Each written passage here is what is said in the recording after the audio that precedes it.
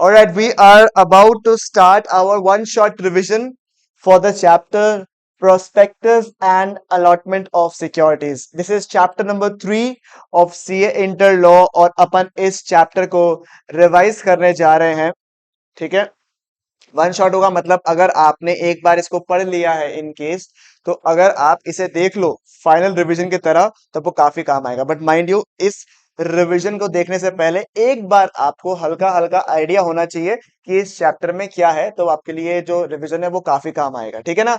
Okay, let's begin the one shot revision. ठीक है, हमारा चैप्टर का नाम क्या है sir? Prospectus and allotment of securities. वापस रिपीट करते हैं चैप्टर का नाम, क्योंकि चैप्टर के नाम पे ही पूरा डिटेल्स छुपा हुआ है.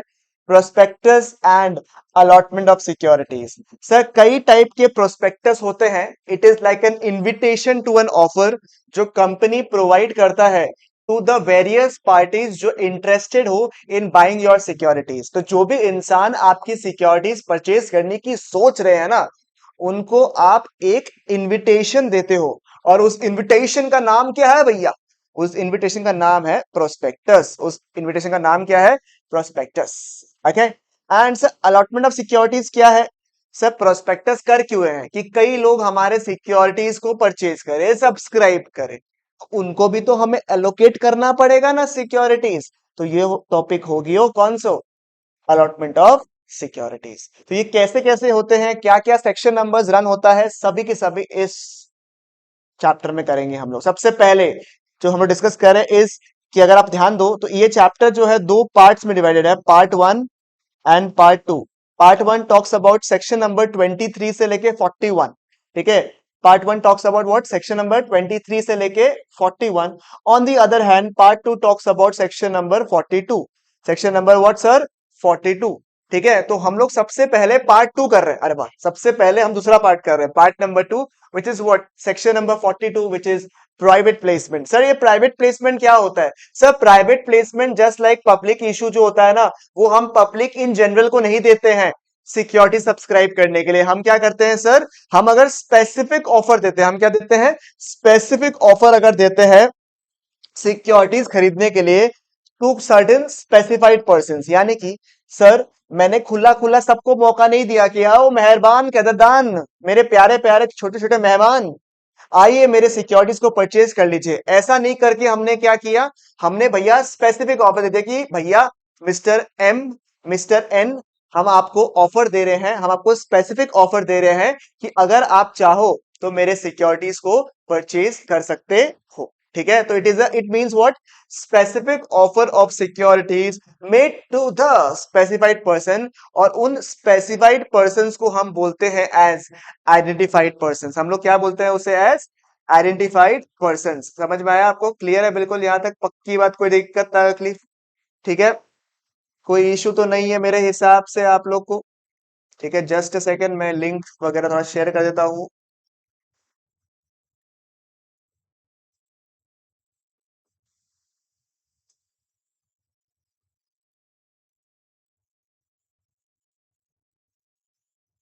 ठीक है, हाँ जी.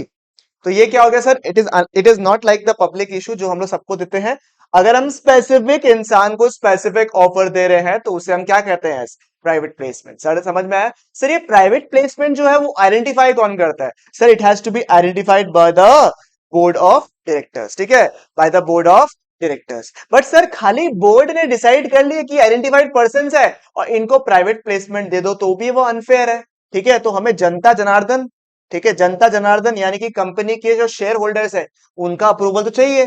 तो कौन सा अप्रूवल चाहिए भैया? छोटा मोटा मैटर नहीं है. पैसा उठा रहे हैं प्राइवेट प्लेसमेंट के नाम पे, पैसा उठा रहे हैं, हम अपना ना सिक्योरिटीज दे रहे हैं लोगों को. तो ये छोटा मोटा बात नहीं है. इसलिए क्या पास कराना पड़ेगा आपको? Special resolution. कहां पे sir? In the general meeting. You have to pass what? A special resolution in the general meeting. Sir, मगर ना अगर मतलब समझ गए, बोर्ड ऑफ डायरेक्टर्स लोग चूज करते हैं और ये सब चीज का अप्रूवल भी हमें करवाना पड़ेगा. किससे? जनरल मीटिंग में, bye passing what? SR.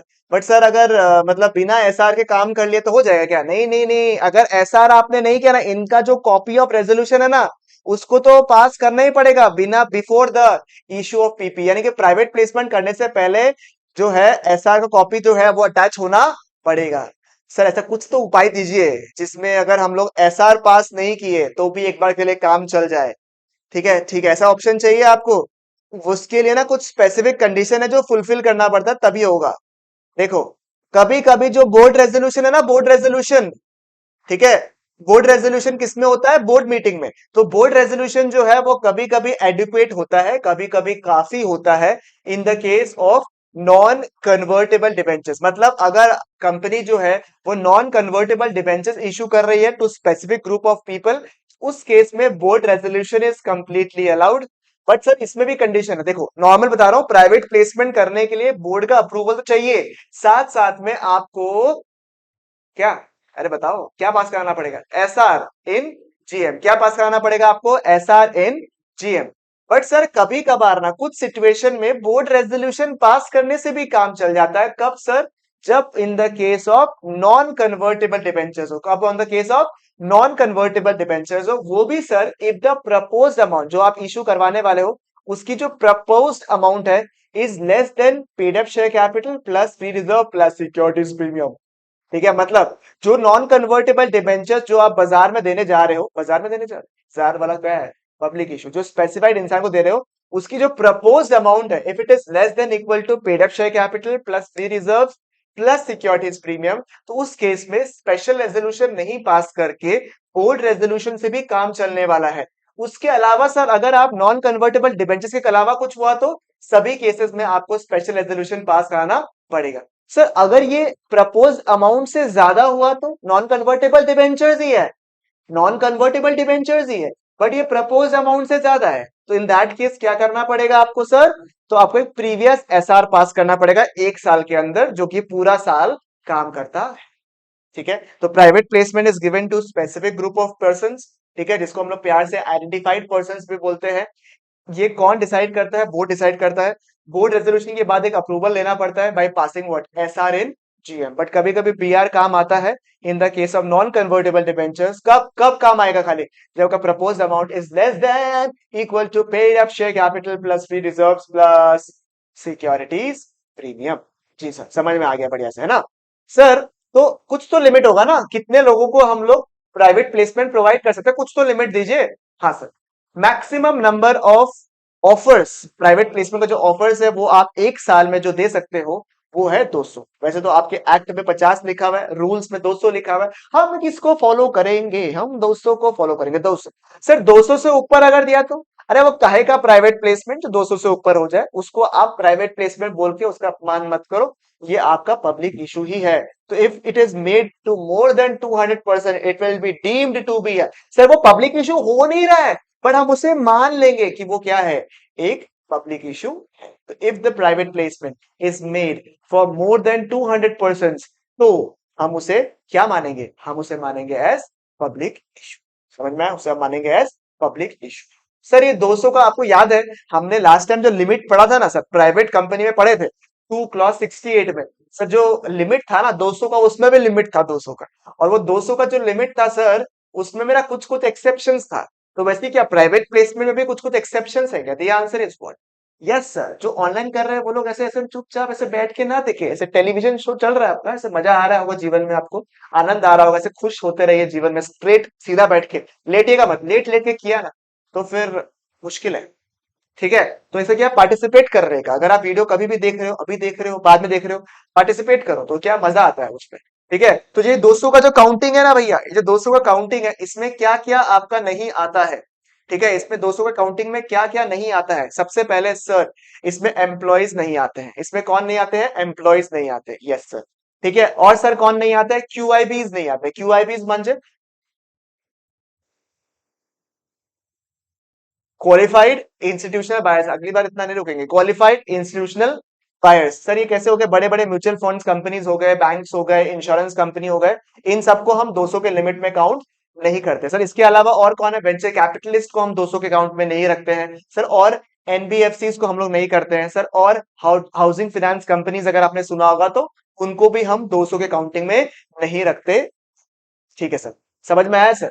Sir तो मतलब प्राइवेट प्लेसमेंट जो है वो आपने बोर्ड ने डिसाइड कर लिया, आइडेंटिफाइड पर्सन को भी सिलेक्ट कर लिया हमने, उनको नहीं बताएंगे क्या जिससे पैसा उठाना है? उनसे भी तो कोई ना कोई ऑफर उनको देंगे। ऑफर जो हम लोग देते हैं, an offer is made to the identified person, an offer is made to the identified person in form number passport, in form number what, passport.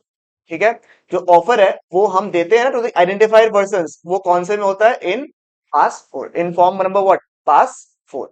ठीक है, तो private placement offer is made to the identified person in form number passport. और sir इन सभी private placement के जो offers है ना, इसका कंपनी जो है एक रजिस्टर मेंटेन करता है इन फॉर्म नंबर पास 5। ठीक है, तो आइडेंटिफाइड पर्सन का जो रजिस्टर है वो एक मेंटेन होता है आपका इन फॉर्म नंबर पास।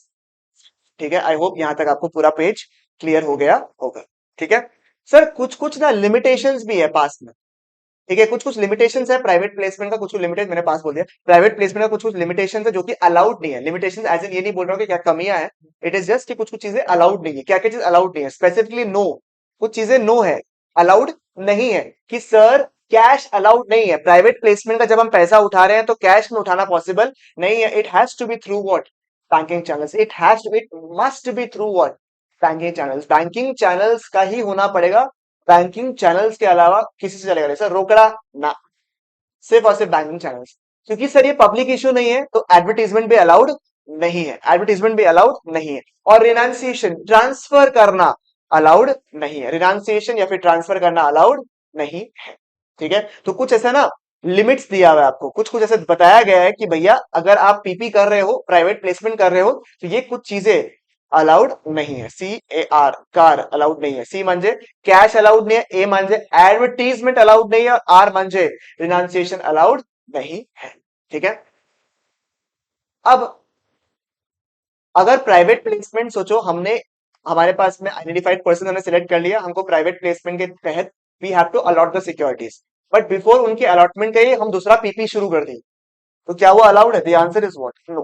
ठीक है, बिना पहले के अलॉटमेंट ऑफ सिक्योरिटीज के हम नया पीपी यानी प्राइवेट प्लेसमेंट को शुरू नहीं कर सकते। मैं रीड करता हूं, no new PP is allowed unless the previous PPs allotment are done and और इट इज अबांडन। तो या तो प्राइवेट प्लेसमेंट जो आपने प्रीवियस लेवल पे किया है वो या तो अलॉट हो गया हो सिक्योरिटीज, या फिर उनके पैसे रिफंड हो गए हो, अबांडन हो गए हो, तभी आप नया प्राइवेट प्लेसमेंट शुरू कर सकते हो, अदरवाइज आप प्राइवेट प्लेसमेंट शुरू नहीं कर सकते। ठीक है सर, समझ में आ गया सर, बढ़िया हो गया। ठीक है, और सर ये तो सबसे इंपॉर्टेंट पार्ट था, लास्ट वाला पार्ट, कि जब आपके पास में प्राइवेट प्लेसमेंट का पैसा आ गया, जिसको हम लोग प्यार से सब्सक्रिप्शन मनी बोलते हैं। ठीक है, क्या बोलते हैं सर? सब्सक्रिप्शन मनी बोलते हैं। तो जब पैसे आ गए प्राइवेट प्लेसमेंट का, तो या तो आप उसे अलॉटमेंट कर दोगे सिक्योरिटीज को, अलॉटमेंट कर दोगे, या फिर क्या कर दोगे, पैसे रिफंड कर दोगे। तो या तो अलॉटमेंट करोगे या तो रिफंड करोगे। अगर अलॉटमेंट कर दिया आपने सिक्योरिटीज को, ठीक है, तो within 15 days, with in how many days, with in 15 days आपको आरओसी को इन्फॉर्म करना पड़ेगा। ठीक है, कैसे इन्फॉर्म करोगे? By filing a return of allotment, bye filing what, a return of allotment. कितने दिनों के अंदर? 5-15 दिन के अंदर, अंडर फॉर्म नंबर पास 3। ठीक है, वापस रिपीट कर रहा हूं, अगर पैसे आ गए आपके पास में, या तो आप अलॉटमेंट करोगे या तो आप रिफंड करोगे। अगर अलॉटमेंट कर दिया आपने सिक्योरिटीज को, तो विद इन 15 डेज आप आरओसी को इन्फॉर्म करोगे by filing what, by filing what, return of allotment in PAS what, in PAS 3। ठीक है, और अगर बाई चांस आप डिसाइड करो कि अलॉटमेंट नहीं करना है आपको, ठीक है, तो अलॉटमेंट को आपको कंप्लीट कितने दिनों में अंदर करना है? 60 डेज के अंदर। तो 60 डेज के अंदर या तो आपने अलॉटमेंट कर दिया तो आप आरओसी को बता दो इन पास 3, और अगर आपने 60 डेज के अंदर अलॉटमेंट नहीं किया तो आप इन the next 15 days, in the next 15 days उस पैसों को वापस कर दो। और अगर आपने 15 दिन के अंदर भी पैसे वापस नहीं किए, तो इन दैट केस क्या होगा, आपका आपके ऊपर ब्याज लगेगा। कितना परसेंट? 12%। ध्यान रखिएगा कि सर सोचो, 1/9/2023 को आपको सब्सक्रिप्शन मनी मिला, 1/11 तक आपने अलॉटमेंट नहीं किया, ठीक है, तो विद इन 15 डेज आपको क्या करना है? पैसे वापस करना है। ठीक है, तो 15 तारीख तक आप पैसे वापस कर सकते हो। ठीक है, with in 15 you can refund the money, तो आपके ऊपर कोई ब्याज नहीं लगेगा। अगर आप 15 तारीख के अंदर अंदर पैसे वापस कर देते हो, कोई ब्याज नहीं लगेगा आपके ऊपर में। बट अगर 15 तारीख तक भी नहीं किया तो आपका 1 तारीख से पैसा लगेगा। मतलब सर अगर 9 तारीख को आपने पैसे वापस कर दिए, 15 डेज के अंदर हो गया, नो ब्याज। बट अगर 17 को वापस किया आपने पैसे, तो ब्याज 15 तारीख से नहीं गिना जाएगा। ब्याज जो है आपका कहां से गिना जाएगा? 1 नवंबर 2023 से आपका ब्याज गिना जाएगा, eight the rate of how much? 12% पर annum। बात समझ में आया? सर ये तो मौज हो गया कंपनी के लिए। क्यों? पैसे मिले। सोचो, प्राइवेट प्लेसमेंट के नाम पे पैसे मिले और उस पैसे को 75 डेज तक इस्तेमाल कर लिया और 74th या 75th डे में वापस कर दिया, रिफंड कर दिया पैसे को। ठीक है, तो बढ़िया हो गया काम। और 75 डेज का आराम से फ्री पैसा आ गया, बिना कोई ब्याज का पैसा मिल गया, बहुत बढ़िया हो गया है तो काम। ये चीज ना हो, ये चीज ना हो, इसलिए इस पैसे को एक सेपरेट अकाउंट में रखना पड़ता है। जैसे ही आपको सब्सक्रिप्शन का मनी मिलता है वाया प्राइवेट प्लेसमेंट, आपको जो पैसा मिलता है that has to be kept in a separate bank account. Sir कब तक सेपरेट बैंक अकाउंट में रखना है? उसको क्या बोलते हैं हम लोग? एस्क्रो अकाउंट बोलते हैं। क्या बोलते हैं उसको? क्या बोलते हैं सर? आपको पूछ रहे हैं कि क्या बोलते हैं? एस्क्रो अकाउंट बोलते हैं। वो एस्क्रो अकाउंट में आपको पैसे को रखना है, आपको एस्क्रो अकाउंट में पैसे को रखना है। और कब तक उसका इस्तेमाल आप नहीं कर सकते? जब तक आप या तो अलॉटमेंट नहीं करते सिक्योरिटीज को। और सर ये जो पैसे है ना जो एस्क्रो अकाउंट में रखे हुए हैं, वो दो ही पर्पस के लिए यूज हो सकता है, उसके अलावा तीसरा कोई पर्पस के लिए यूज नहीं हो सकता है। वो दो पर्पस क्या है सर? या तो पैसे रिफंड कर दो, या तो पैसे रिफंड कर दो, या फिर it has to be adjusted towards the allotment. यानी कि सर ये 75 डेज का जो आपके पास छप्पड़ पार के जो ऑफर आया था ना माथा में कि बढ़िया हो गया, ये पैसे को हम लोग मस्त बिना ब्याज के यूज कर लेते, ऐसा नहीं है। You have to keep it in separate account. ठीक है, इन एन एस्क्रो अकाउंट, जो कि दो पर्पस के लिए ही इस्तेमाल हो सकता। समझ में आ गया आपको बढ़िया से? हाँ सर समझ में आ गया। ठीक है, you to file with the ROC. और अगर आपने फाइल नहीं किया तो you are liable for penalty at the rate of 1000 rupees per day to a maximum of 25। पर अगर आपने प्राइवेट प्लेसमेंट की कुछ भी कॉन्ट्रावेंशन की तो भी आपके ऊपर पेनल्टी है। ठीक है सर, कैसा पेनल्टी है? प्रमोटर एंड डायरेक्टर के केस में जितना आपने अमाउंट रेज किया है वाया प्राइवेट प्लेसमेंट और 2 crore which ever is lower, and company अगर है तो कंपनी को जो भी पैसा मिल गया, सब्सक्रिप्शन मनी मिल गया, उसको 30 डेज के अंदर वापस करना पड़ेगा, अदरवाइज 12% का इंटरेस्ट लगता। ठीक है, चलेगा बिल्कुल यहां तक? पक्की बात? एक बार के लिए थम्स अप कर दो अगर आपको यहां तक समझ में बढ़िया से आ गया है तो।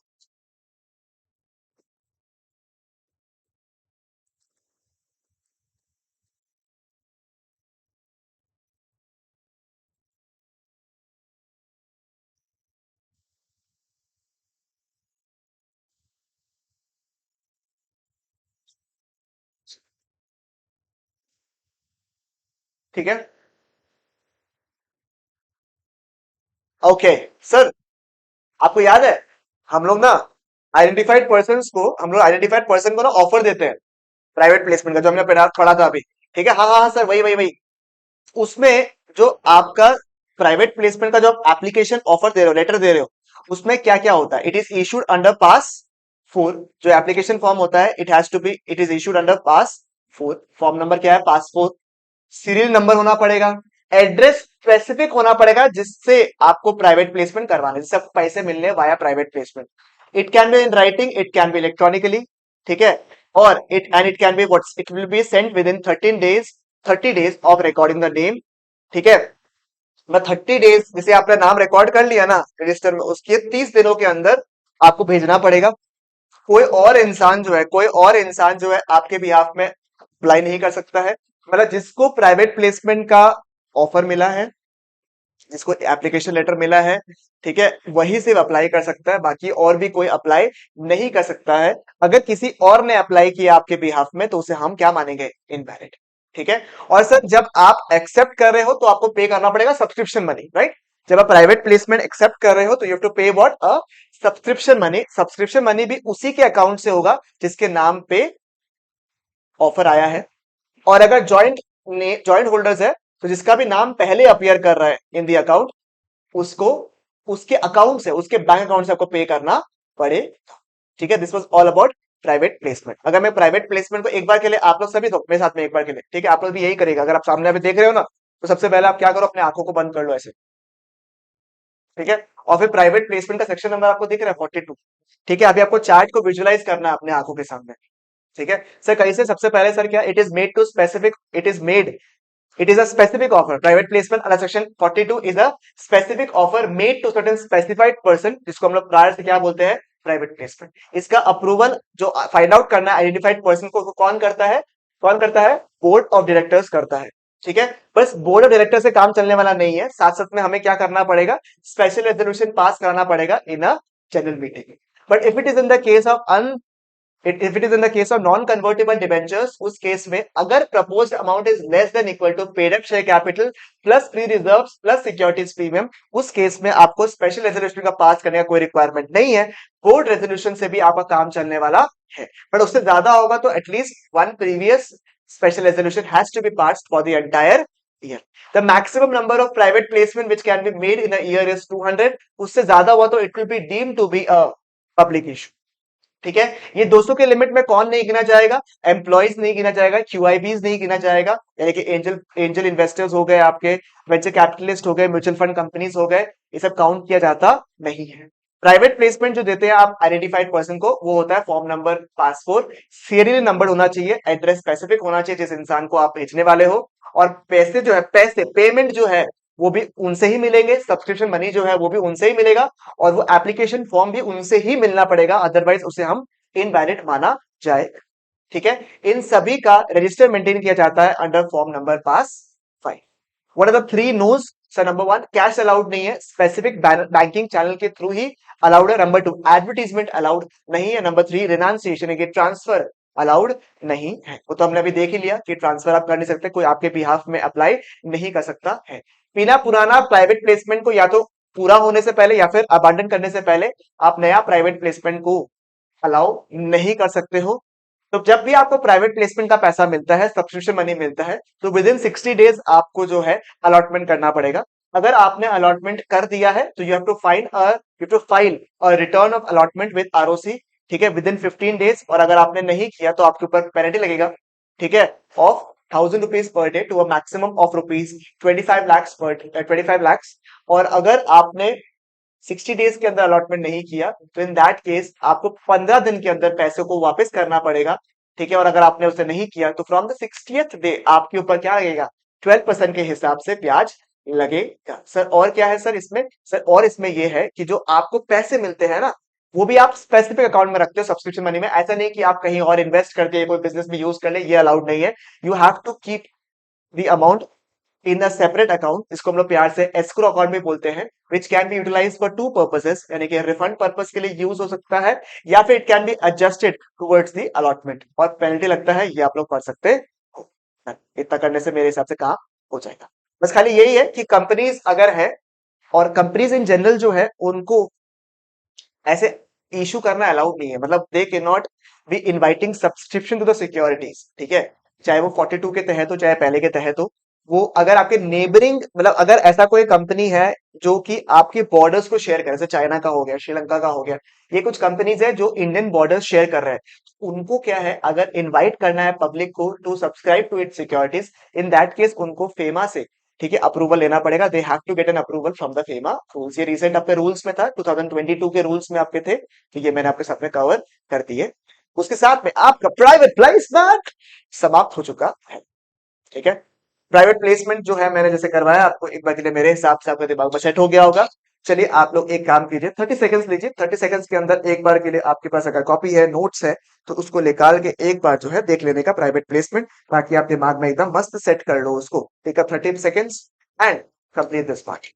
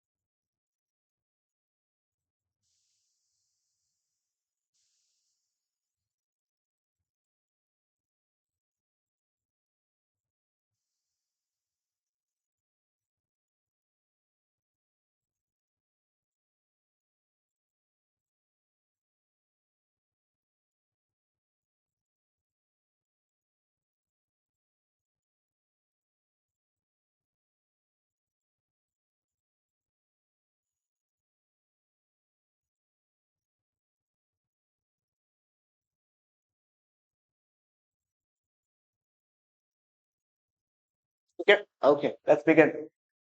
ठीक है, मैं होप कर रहा हूँ यहाँ तक बिल्कुल चीजें एकदम क्लियर है। आगे आगे बढ़ते हैं। हमने पार्ट नंबर 2 जो था प्राइवेट प्लेसमेंट वो खत्म कर दिया है। अब करेंगे part number 1 which is the issue of securities. ठीक है, पब्लिक इशू के बारे में पढ़ेंगे हम लोग, and other type of issues पढ़ेंगे हम लोग, and will also discuss about the different type of prospectus. ठीक है, आइए सेक्शन नंबर 23 हमने कौन सा खत्म किया? सेक्शन नंबर 40 हमने खत्म किया, सेक्शन नंबर 42 और हम करेंगे section number 23। Sir section number 23 किसके बारे में बता रहा है? Section number 23 talks about the different types of issues. ठीक है, section number 23 talks about different types of issues. Mind you, section number 23 की जो सब सेक्शंस है, ठीक है, उसमें कुछ कुछ पार्ट्स है जो यहाँ कवर्ड नहीं है, वो हम लोग अपकमिंग चैप्टर्स जो है उसमें कवर कर लेंगे। ठीक है, तो स्टे ट्यून्ड फॉर दैट। ठीक है, आइए टाइप्स ऑफ इशू में क्या है सर? सबसे पहला है पब्लिक इशू। सबसे पहला क्या है आपका? Public issue. Sir public issue as the word suggest, आपने अगर पब्लिक इशू जो है it is allowed to the public company only. अगर आप पब्लिक इन जनरल से पैसे उठाने की कोशिश कर रहे हो बाय इशूइंग देम सिक्योरिटीज, तो उसको हम लोग प्यार से क्या बोलते हैं? हम लोग उसे प्यार से बोलते हैं एज पब्लिक इशू। तो पब्लिक इशू जो है it is allowed for just and just public companies. किसके लिए अलाउड है? केवल पब्लिक कंपनीज के लिए अलाउड है। नंबर 2 इज राइट इशू और bonus issue. This is section number 62 and 63 जो कि हम लोग आने वाले चैप्टर्स शेयर कैपिटल वाले चैप्टर में पढ़ेंगे, और it is allowed for both public company and private company. यानी कि सर पब्लिक इशू जो है वो केवल और केवल कौन कर सकता है? पब्लिक कंपनी कर सकता है। बट जब राइट और बोनस इशू का हम बात करते हैं, it is applicable for both public and private company. Sir private placement sir क्या ही बोले सर, अभी अभी सर हम लोग चैंपियन बन गए हैं। क्या बन गए हैं? चैंपियन बन गए हैं हम लोग इसमें, private placement. Ji sir.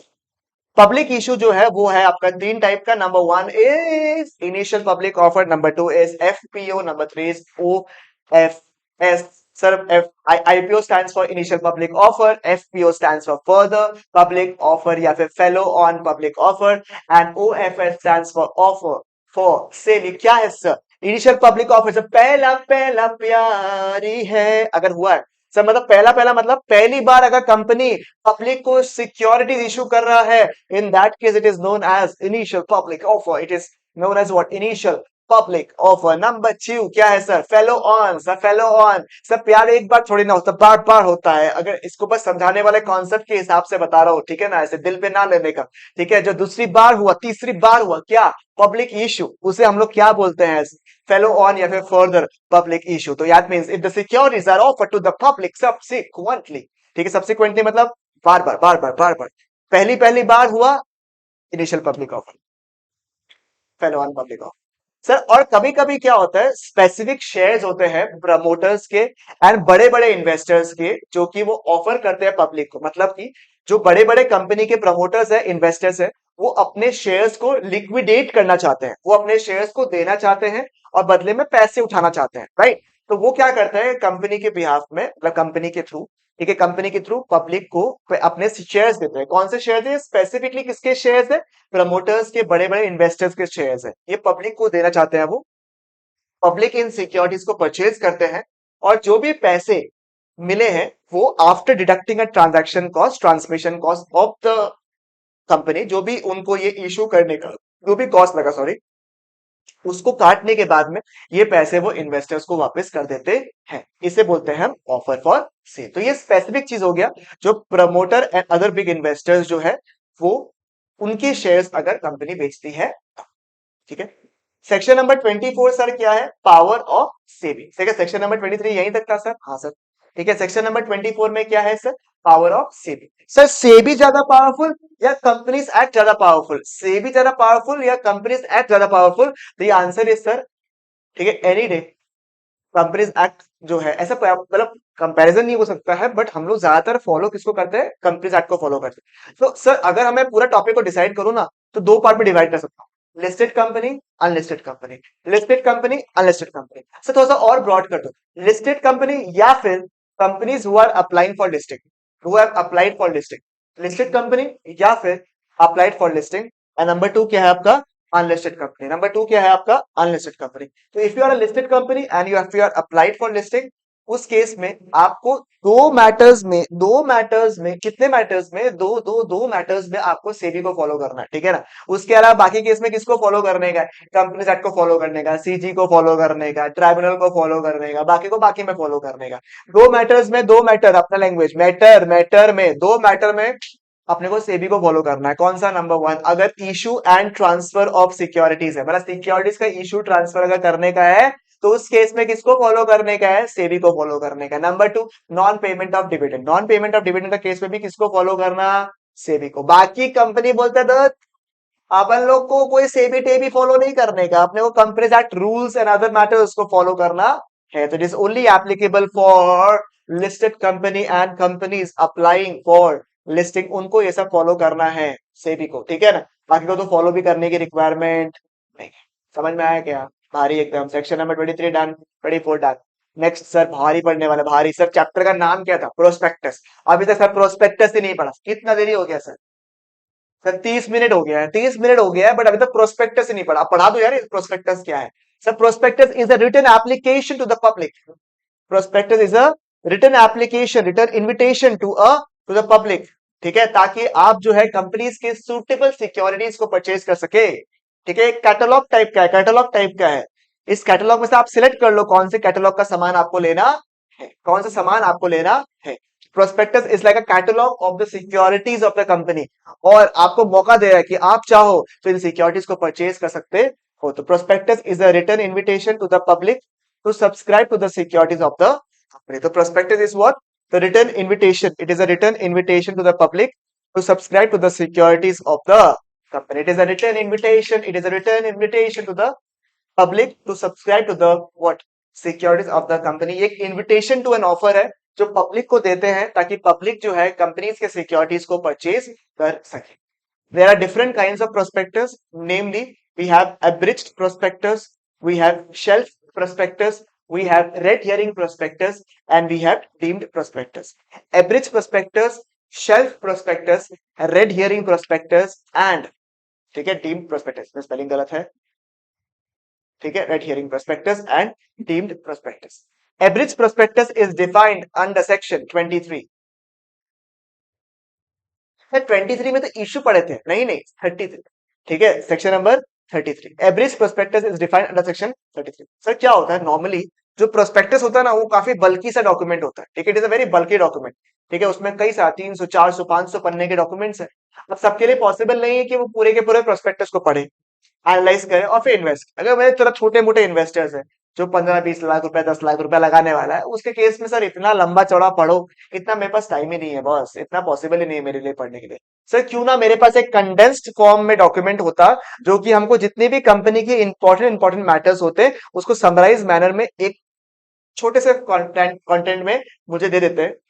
And मैं बोलूं कि ऐसे मैं अब इसमें आशा कर रहा हूँ कि काश इतना बड़ा किताब तो पढ़ना पॉसिबल ही नहीं है। ये आईसीआई की मोटी मोटी मॉड्यूल्स, इसको कोई यार एकदम समराइज कर दो, इजी कर दो, ताकि हम लोग आराम से एनालाइज कर सके। और वैसे मैं बोलूं कि सर आपके सामने मेरे नोट्स आपको मिल जाएंगे, तो वैसे ही कंपनी के जो बड़े से प्रोस्पेक्टस होते हैं ना, उसको भी जितने भी इंपॉर्टेंट फीचर्स होते हैं, इंपॉर्टेंट मैटर्स होते हैं, उनको अगर कंडेंस्ड कर देते हैं and you convert it into a prospectus, a small tiny prospectus which is known as what? Abridged prospectus. तो ये वो prospectus है जो कंटेन करता है only the salient features of the company. और ये जो सेलिएंट फीचर्स है कौन डिसाइड करता है? सेबी डिसाइड करता है। कौन डिसाइड करता है? आपका सेबी डिसाइड करता है। तो सारे इंपॉर्टेंट फंक्शंस जो है it is mentioned in the abridged prospectus. Sir ये कंपलसरी है, एब्रिज्ड प्रोस्पेक्टस जो है ना भाई साहब जी, वो ना सर कंपलसरी है, कंपलसरी।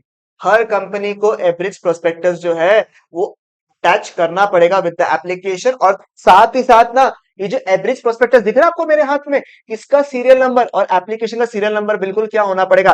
टन टन होना पड़ेगा, सेम होना पड़ेगा। और अगर आपने सर ये गुनाह किया ना, अगर तूने एवरेज प्रोस्पेक्टस को अनेक्स नहीं किया तो आपके ऊपर डिफॉल्ट होगा कितना रुपया? 50,000 रुपीज, 50,000 रुपीज पर डिफॉल्ट होगा आपका। बट सर कभी कभी कुछ कुछ केसेस में ना एवरेज प्रोस्पेक्टस लगाने की आवश्यकता नहीं है। नंबर वन इज जब अंडरराइटर्स लोग को ऑफर हो रहा है सिक्योरिटीज। अंडरराइटर्स तो सर पूरा एकदम समझ समझ के प्रॉपर पूरा डिटेल में पढ़ के ही पैसे लगाएंगे उस केस में, इसलिए एवरेज प्रोस्पेक्टस जरूरी नहीं है। And number two is in the case of promoters और क्यूआईबीज। प्रमोटर्स और क्यूआईबीज जो है सब पैसे लगाने वाले बड़े रूप में, हम तो क्या है छोटे मोटे इन्वेस्टर्स है, तो हमारे लिए तो एवरेज प्रोस्पेक्टस काम में आ जाता है। But what about the QIBs, what about the promoters? ये बहुत बहुत पैसे लगाने वाले हैं। छोटा मोटा से नहीं होगा, पूरा डिटेल में चाहिए, डिटेल में। हाँ sir, section number 33 was all about abridge prospectus. Next क्या है sir, about shelf prospectus. Next we talk about self prospectus, एकदम धांसू प्रोस्पेक्टस सर। ये कैसा प्रोस्पेक्टस है बताओ एक बार के लिए साथ, बताओ। अरे बोले नहीं, क्या है, धांसू प्रोस्पेक्टस है। सर धांसू प्रोस्पेक्टस क्यों है सर ये, क्योंकि सेल्फ प्रोस्पेक्टस ना ये बताता है कि एक कंपनी है, वो कंपनी जो है ना मल्टीपल टाइम अगर पब्लिक इशू करता है, मतलब एक ही साल के अंदर अगर वो कई बार पब्लिक इशू करता है, ठीक है, तो जितने बार भी वो पब्लिक इशू करेगा उतने बार उसको प्रोस्पेक्टस इशू करना पड़ेगा। जितने बार भी वो पब्लिक इशू करेगा उतने बार क्या करना पड़ेगा, प्रोस्पेक्टस इशू करना पड़ेगा।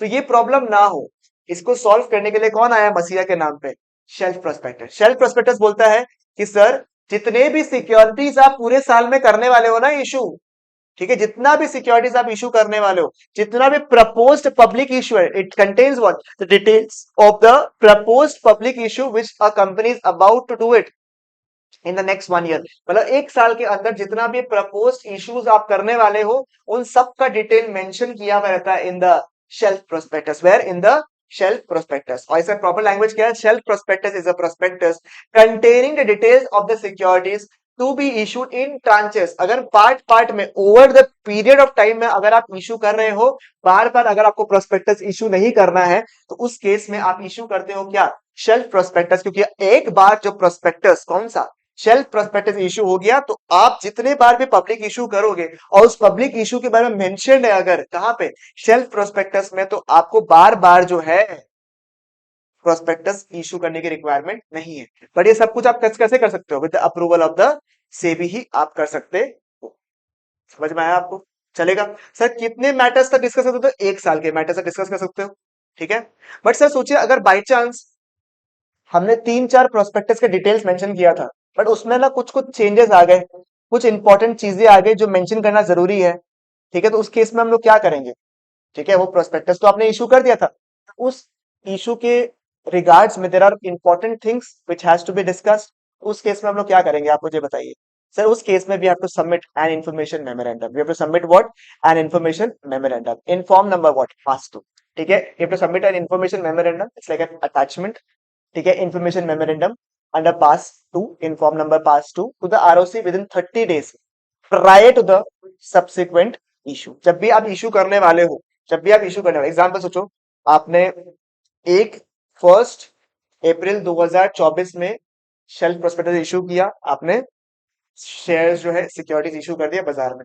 सेकंड टाइम जब आप करने वाले हो, एग्जाम्पल जून में करने वाले, 30 जून में आप करने वाले हो, तो 1 जून के अंदर यानी कि 30 डेज, उसके 30 डेज के पहले पहले तक, ठीक है, आपको सब्सिक्वेंट इशू जब होने वाला है उसके 30 डेज पहले आपको इंफॉर्मेशन मेमोरेंडम में बताना पड़ेगा कि क्या चेंजेस आया है। सर इसमें क्या मेंशन करोगे, इंफॉर्मेशन मेमोरेंडम आप क्या डालोगे, कि कोई अगर चार्ज क्रिएट हुआ है, नया कोई चार्ज, तो ये मटेरियल चीज है, राइट, ये मटेरियल चीज है, इसके बारे में बताना जरूरी है। तो अगर कोई चार्ज क्रिएट हुआ है तो उसके बारे में बताइए। नंबर 2, अगर कोई मटेरियल चेंजेस आया है in the financials of the company, ठीक है, अगर कोई मटेरियल चेंजेस आया है in the financial of the company, उसको भी मेंशन करना जरूरी है। यानी कि sir information memorandum is mainly submitted by the company in majorly 2 cases. Number 1 is कि अगर कोई नया चार्ज क्रिएट हो रहा है उस केस में, एंड नंबर 2 क्या है आपका, कोई भी अगर मटेरियल चेंज आ रहा है, कोई भी अगर क्या आ रहा है सर, मटेरियल चेंजेस आ रहा है in the financials of the company, उस केस में आप शेल्फ प्रोस्पेक्टस को इशू करते हो। सॉरी, शेल्फ प्रोस्पेक्टस के अंदर इंफॉर्मेशन मेमोरेंडम को आप सबमिट करते हो अंडर फॉर्म नंबर क्या क्या क्या क्या, पास नंबर 2, ठीक है, form number PAS. Next is red herring prospectus. Sir ये कंप्लीट प्रोस्पेक्टस ही नहीं है, red herring prospectus complete prospectus ही नहीं। एक में बोलता है छुटकी करके, छुट्टू करके बताएंगे एवरेज प्रोस्पेक्टस, एक में ज्यादा बताएंगे वो है सेल्फ प्रोस्पेक्टस, एक में इंफॉर्मेशन पूरा ही नहीं बताएंगे वो है रेड हेरिंग प्रोस्पेक्टस। एक क्या टाइप का prospectus, yes sir, it is an incomplete prospectus. It is about a incomplete prospectus because इसमें दो मेजर चीज अवेलेबल नहीं है। क्या क्या sir, quantum of the securities, कितना सिक्योरिटीज इशू करने वाले हो, नंबर 2 इशू प्राइस, दो चीज अवेलेबल नहीं है। Number 1 is what, quantum of the securities to be issued, quantum of the securities to be issued, and number 2 is what, बताओ, number 2 is what, the issue price. Sir तो इसको issue ही क्यों कर रहा है, सर ये रेड हियरिंग प्रोस्पेक्टस दे ही क्यों रहा है बाजार में, ट्रेलर के लिए बताने जा रहे हैं कि देखो अभी भी हम जवान हैं, आ रहे हैं, वक्त बदल गए। रुक जाओ, सब दिल थाम के रखो, अपने पैसों को होल्ड करके रखो क्योंकि हम आ रहे हैं।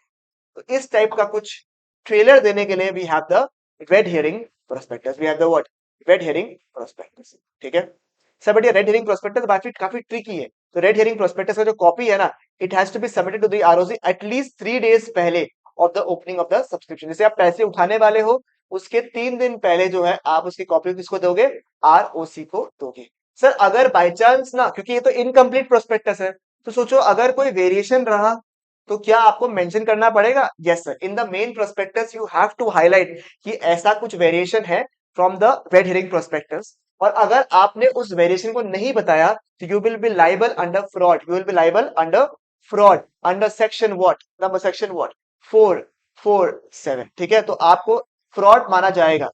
ठीक है, आपको फ्रॉड माना जाएगा अंडर सेक्शन व्हाट, 447। ठीक है, ये था 3 टाइप ऑफ प्रोस्पेक्टस जो हमने खत्म कर लिया। नेक्स्ट क्या है sir, deemed prospectus under section 25। ठीक है, deemed prospectus under section what, 25। Sir क्या होता है, कभी कभी ना कंपनी को पता है कि प्रोस्पेक्टस इशू करना ना मजाक नहीं है। ये कंपनी अगर सिक्योरिटीज के बदले पैसे उठाने वाले हैं ना, तो कंपनी को पता है बहुत मगजमारी है रे, कंपनी का बहुत टेंशन है रे। प्रोस्पेक्टस इशू करो, पब्लिक को इनवाइट करो, सब्सक्रिप्शन मनी मंगवाओ, ठीक है, अंडरराइटर्स को हायर करो, अंडरराइटर्स को अपॉइंट करो, हायर करो बोलो, अंडरराइटर्स को अपॉइंट करो, तो बहुत मगजमारी है रे। तो कंपनी कंपनी ना कभी कभी नहीं चाहता है कि वो इतना मगजमारी मारे। ठीक है, it does not want to bring in so much of headache. ठीक है, वो नहीं चाहता है कि इतना वो हेडेक क्रिएट करे। तो वो क्या करता है, एक इशुइंग हाउस, इशुइंग हाउस मतलब ग्रुप ऑफ अंडरराइटर्स होते हैं। इशुइंग हाउस जैसे सीए के ऑफिस हो गए, सीए कंपनी सेक्रेटरी के ऑफिस हो गए, इनको बोलेंगे, एग्जाम्पल्स दे रहा हूँ इनके, ये क्या करेंगे पता है क्या, इनको बोलेंगे कि देखो साहब एक काम करो, आप हमारे सिक्योरिटीज जो है ना, आप हमारे सिक्योरिटीज को इशू कर लो। ठीक है, जो भी इशुइंग हाउस है ना, उनको सारे सिक्योरिटीज पूरे या फिर मेजोरिटी ऑफ द शेयर्स जो है उसको ट्रांसफर कर देंगे, सिक्योरिटीज को ट्रांसफर कर देंगे, सब्सटेंशियल अमाउंट ऑफ शेयर्स को ट्रांसफर कर देंगे। और फिर जिन इशुइंग हाउस के नाम पे शेयर्स ट्रांसफर हुआ है ना, वो फिर पब्लिक से पैसे उठाएंगे, वही प्रोस्पेक्टस भी बनाएंगे, वही आपके जो अंडरराइटर्स को भी अपॉइंट करेंगे, सारे फॉर्मेलिटीज कौन पूरा करेगा, वो इशुइंग हाउस पूरा करेगा। इसके थ्रू कंपनी क्या करने की कोशिश कर रहा है, कंपनी के ऊपर जो लाइबिलिटी है, ठीक है, आगे जाके आप पढ़ने वाले भी हो कि कंपनी के ऊपर लाइबिलिटीज होता है। ठीक है, अगर कंपनी जो है प्रोस्पेक्टस को सही तरीके से प्रोवाइड नहीं करता है, सही इंफॉर्मेशन प्रोवाइड नहीं करता है, तो it can attract civil as well as criminal liabilities. ठीक है, ये आगे जाके हम लोग पढ़ेंगे अंडर सेक्शन 34 एंड 35। ठीक है, तो सर ऐसा ना हो, ऐसा ना हो, कंपनी को हेडेक ही नहीं लेना है फालतू का, तो कंपनी ऐसा करता है, तो क्या करेगा, इशुइंग हाउस को अपॉइंट करेगा, उसके नाम पे substantial amount of securities issue कर देगा। ठीक है, और फिर और फिर क्या करेगा पता है क्या, उनको बोलेगा कि भैया आप अपने सिक्योरिटीज को इशू करवाओ और पैसे जो है लाके दे दो। ठीक है, पर आप मुझे बताइए, ये जो इशुइंग हाउस काम कर रहा है, ये इशुइंग हाउस उसका पर्सनली खाली हो रहा है या कंपनी के बिहाफ में ही कर रहा है, राइट? देखा जाए तो कंपनी ने अपने सारे रेस्पॉन्सिबिलिटीज इसको ट्रांसफर कर दिए, इशुइंग हाउस को ट्रांसफर कर दिए। बट अगर हम लोग दिल से देखें तो ये ना बस एक बार का ट्रांसफर किया है बस, मतलब है लाइबिलिटी, है हेडेक सब कंपनी का, बस कंपनी अपना हेडेक को ट्रांसफर करे, इसका ये मतलब तो है नहीं कि ये कंपनी के इशू नहीं है। तो इसीलिए जब कंपनी ऐसा कुछ करती है, तो then also it will consider it to be a deemed prospectus, will consider it to be what, a deemed prospectus. यानी कि सर जो इंसान है इशुइंग हाउस, वो अगर जब भी डॉक्यूमेंट इशू करता है ना, तो हम उसे मान लेंगे, जब भी डॉक्यूमेंट इशू कर रहा है कौन, इशुइंग हाउस, तो हम इसे मान लेंगे कि वो इशुइंग हाउस से इशू तो कर ही रहा है, वो तो ठीक है, उसके ऊपर जो लाइबिलिटी लगेगा लगेगा, but it will be deemed to be a prospectus given by the main company. मतलब ये इशुइंग हाउस जो है बस कंपनी का एक बार के लिए देखा जाए तो एजेंट है, कंपनी के बिहाफ में क्या है, वो एजेंट है। अब एजेंट और प्रिंसिपल का अगर आपको रिलेशनशिप पता है, तो हमेशा एजेंट जो है प्रिंसिपल के बिहाफ में काम करता है, तो मेन लाइबिलिटी हमेशा किसका रहता है, प्रिंसिपल का रहता है। तो इस केस में भी कंपनी जो है वो इशुइंग हाउस को इसीलिए अपॉइंट करके रखा है ताकि वो उसके बिहाफ में जो है इशू करवा सके, अपने सिक्योरिटीज को, सारे फॉर्मेलिटीज को पूरा कर सके। इसी को हम लोग कहेंगे एज डीम्ड प्रोस्पेक्टस। सर क्योंकि सर ये तो बड़ा सब्जेक्टिव चीज है, ठीक है ना, ऐसा बड़ा सब्जेक्टिव चीज है, हमें आइडेंटिफाई करना पड़ेगा कि ये जो इशुइंग हाउस है इसको इशू किया गया है ताकि ये आगे बेचे, या technically they have become the majority securities holder of the company. वो समझने के लिए कुछ कुछ केसेस दिया हुआ है, कुछ कुछ कंडीशंस दिया हुआ है, जिससे हमें समझ में आ जाए कि वो डीम्ड प्रोस्पेक्टस है। नंबर वन क्या है, कि जो सिक्योरिटीज आपने इशुइंग हाउस के नाम पे ट्रांसफर किया ना, that is been offered to the public in the next 6 months. अगर आपने पब्लिक को वो ऑफर कर दिया इन द नेक्स्ट 6 मंथ्स, कितने महीनों के अंदर, 6 मंथ्स के अंदर अगर आपने ट्रांसफर कर दिया सिक्योरिटीज को, ऑफर कर दिया पब्लिक को, उस केस में हम मानेंगे कि डीम्ड प्रोस्पेक्टस है। मतलब एक बार का मैंने सिक्योरिटीज को इश्यूइंग हाउस के नाम पे ट्रांसफर किया, अल्टीमेट गोल क्या था, पब्लिक से पैसा उठाना। तो विद इन 6 मंथ्स उन्होंने क्या किया, पब्लिक से पैसा उठाना स्टार्ट कर दिया, तो हम उसे क्या कहेंगे, as deemed prospectus. Number two क्या है सर, नंबर टू क्या है, अगर ना हमें पब्लिक से पूरा कंसिडरेशन ही नहीं मिला, ठीक है, पार्ट पार्ट पे मिले, सबको पता होगा पब्लिक से जब हम पैसे उठाते हैं तो पहले हम एप्लीकेशन का पैसा उठाते हैं, फिर अलॉटमेंट का उठाते हैं, फिर कॉल्स का उठाते हैं। तो सिमिलरली अगर आपको पैसे नहीं मिले तो इशूइंग हाउस ना पार्ट पार्ट में उसको कंसिडरेशन मिला है, फुल कंसिडरेशन नहीं मिला है। तो हमें क्या समझ में आ रहा है कि कंपनी के बिहाफ में इशूइंग हाउस जो है पार्ट पार्ट पे पैसे उठा रहा है, किससे, पब्लिक से। तो अगर पैसे पार्ट पार्ट में उठ रहा है किससे, पब्लिक से, तो हम उसे मानेंगे एज डीम्ड प्रोस्पेक्टस। क्या मानेंगे उसे, एज डीम्ड प्रोस्पेक्टस। समझ में आया आपको। सर और भी कोई सिचुएशन है क्या, अगर मैंने राइट इशू दिया, अगर मैंने किसको दिया, राइट इशू दिया to the existing shareholders, मैंने राइट इशू दिया कि आप चाहो तो अपने शेयर्स को रिनाउंस कर सकते हो in favour of the, in favour of others, ठीक है, मतलब मैंने आपको हक दिया कि अगर आप चाहो तो अपने शेयर्स को ट्रांसफर कर दो, रिनाउंस कर दो किसी और के नाम पे, और इसकी नंबर्स जो है मोर देन 50, आपने जो रिनाउंस किया वो 50 लोगों से ऊपर किया, मैंने आपको राइट इशू दिया, इशूइंग हाउस को मैंने राइट इशू का पावर दिया, और इशूइंग हाउस ने उसको ना अलग अलग लोग के नाम पे रिनाउंस कर दिया in favour of others, and if the number of people whom it is been renounced is more than 50, उसे हम मानेंगे to be a deemed prospectus. तो ये डीम्ड प्रोस्पेक्टस जो है एग्जाम पर्सपेक्टिव से इंपॉर्टेंट है आप लोग के लिए, क्योंकि डीम्ड प्रोस्पेक्टस एक प्रॉपर प्रोस्पेक्टस नहीं है जो कंपनी इशू करता है। सर आप तो गजब ही हो, क्यों, मेन प्रोस्पेक्टस के बारे में तो बात ही नहीं किया, शॉर्ट में प्रोस्पेक्टस होता है उसको एवरेज डिस्कस कर लिया, ठीक है, एक बार में प्रोस्पेक्टस इशू किया जो मल्टीपल डेटा कवर करता है, सेल्फ प्रोस्पेक्टस इशू कर दिया, इनकम्प्लीट प्रोस्पेक्टस, और इस केस में तो और ही मजा आ गया, प्रोस्पेक्टस ही नहीं है भैया, प्रोस्पेक्टस ही नहीं है, बट देखा जाए तो it is not a prospectus issue, but it is a deed prospectus issued by the company. समझ में आया आपको। This is section number 25, extremely important from the exam point of view. With that we are done with what sir, we are done with the deemed prospectus. एक चीज हमारा miss हो गया था, ठीक है, कि सर क्योंकि deemed prospectus is a special type of prospectus, right. तो सेक्शन नंबर 26 हम लोग पढ़ने वाले हैं कि कौन से matters have to be discussed in a prospectus, मतलब प्रोस्पेक्टस में कौन से मैटर्स आपको मेंशन करने पड़ते हैं। तो वो 26 के मैटर्स तो रहेंगे ही, साथ साथ में ये 3 मैटर एक्स्ट्रा से आपको बताना पड़ता है if it is a deemed prospectus. Number 1 क्या है, स्टेटमेंट, ठीक है, of the net amount received या फिर to be received from the securities, कितना नेट अमाउंट रिसीव हो गया है and the and to be received by the securities. Number 2 type and place क्या है of the underlying contract, and number 3 क्या है आपका, person making the offer named in the prospectus as directors of the company, जो भी offer दे रहे हैं उनका नाम as directors of the company mention किया है या नहीं, उसके बारे में दिया हुआ रहता, ठीक है, क्लियर हो गया, पक्की बात। तो ये हो गया डिफरेंट टाइप्स ऑफ प्रोस्पेक्टस, ठीक है। बट सर अगर आपने प्रोस्पेक्टस में किया कुछ गड़बड़, ठीक है, प्रोस्पेक्टस में कुछ इंफॉर्मेशन देना था जो आपने नहीं दिया, या फिर इंफॉर्मेशन दिया जो कि गलत था, उसको बोलते हैं हम लोग as misstatement of prospectus. Sir misstatement of prospectus क्या होता है, sir misstatement of prospectus वो होता है कि या तो आपने जो बताया है वो अनट्रू है, यानी जो भी आपने मटेरियल फैक्ट बताया है वो अनट्रू है, या फिर आपने कोई मटेरियल फैक्ट को छुपाया है, कोई भी फैक्ट को अगर आपने छुपाया है या फिर आपने गलत बताया है, दोनों ही मिसस्टेटमेंट है। ऐसा नहीं है कि इंफॉर्मेशन नहीं बताना is equal to misstatement, misstatement is also possible if in case आप इंफॉर्मेशन को छुपाने की कोशिश कर रहे हो। अगर आप इंफॉर्मेशन को छुपाने की कोशिश कर रहे हो तब भी हम उसे मिसस्टेटमेंट कहेंगे, और अगर मिसस्टेटमेंट हुआ ना बाबू भैया, अगर मिसस्टेटमेंट हुआ तो लाइबिलिटी इनकर होगा। क्या होगा, लाइबिलिटी इनकर होगा। लाइबिलिटी दो टाइप का हो सकता है, criminal liability and civil liability, ठीक है, लाइबिलिटी जो है वो दो टाइप का हो सकता है, criminal liability and civil liability. Criminal liability is under section 34, civil liability is under section 35। Criminal liability under section 34, civil liability under section 35। Sir section 34 के तहत सिविल क्रिमिनल लाइबिलिटी में होना चाहिए मेंस रिया। सर आई किसका रिया, रउडीज वाला रिया, नहीं नहीं नहीं, मेंस रिया। सर मेंस रिया मतलब सर आपका जो माइंड है ना वो गिल्टी नेचर का होना चाहिए, मतलब सर आपके मन में पहले से ही पाप था, आपके माथा में पहले से ही फ्रॉड करने का इंटेंशन था, आपकी दिमाग जो है शुरू से गंदी है, मतलब प्रोस्पेक्टस के रिगार्ड्स में।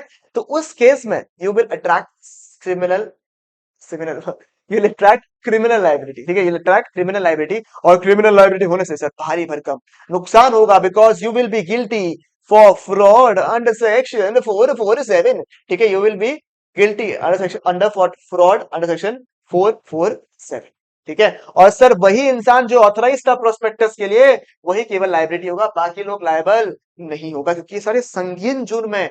आप क्रिमिनल लाइबिलिटी के बोझ में आप दब गए हो, उस केस में only the person who are authorised shall be liable. समझ में आया आपको? क्लियर है बिल्कुल? यहाँ पे मेंस या मतलब माइंड गंदी होनी चाहिए, गिल्टी होनी चाहिए, सेक्शन 447 अट्रैक्ट हो जाता है। So what about civil liability? Sir, what about civil liability? Section number 35. Civil liability is attracted under section 35.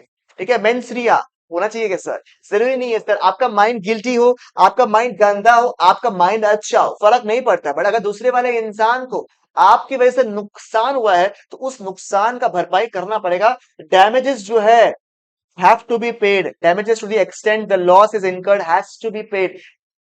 Must to be must be paid, damages to be paid, ठीक है। कौन कौन liable होगा इस?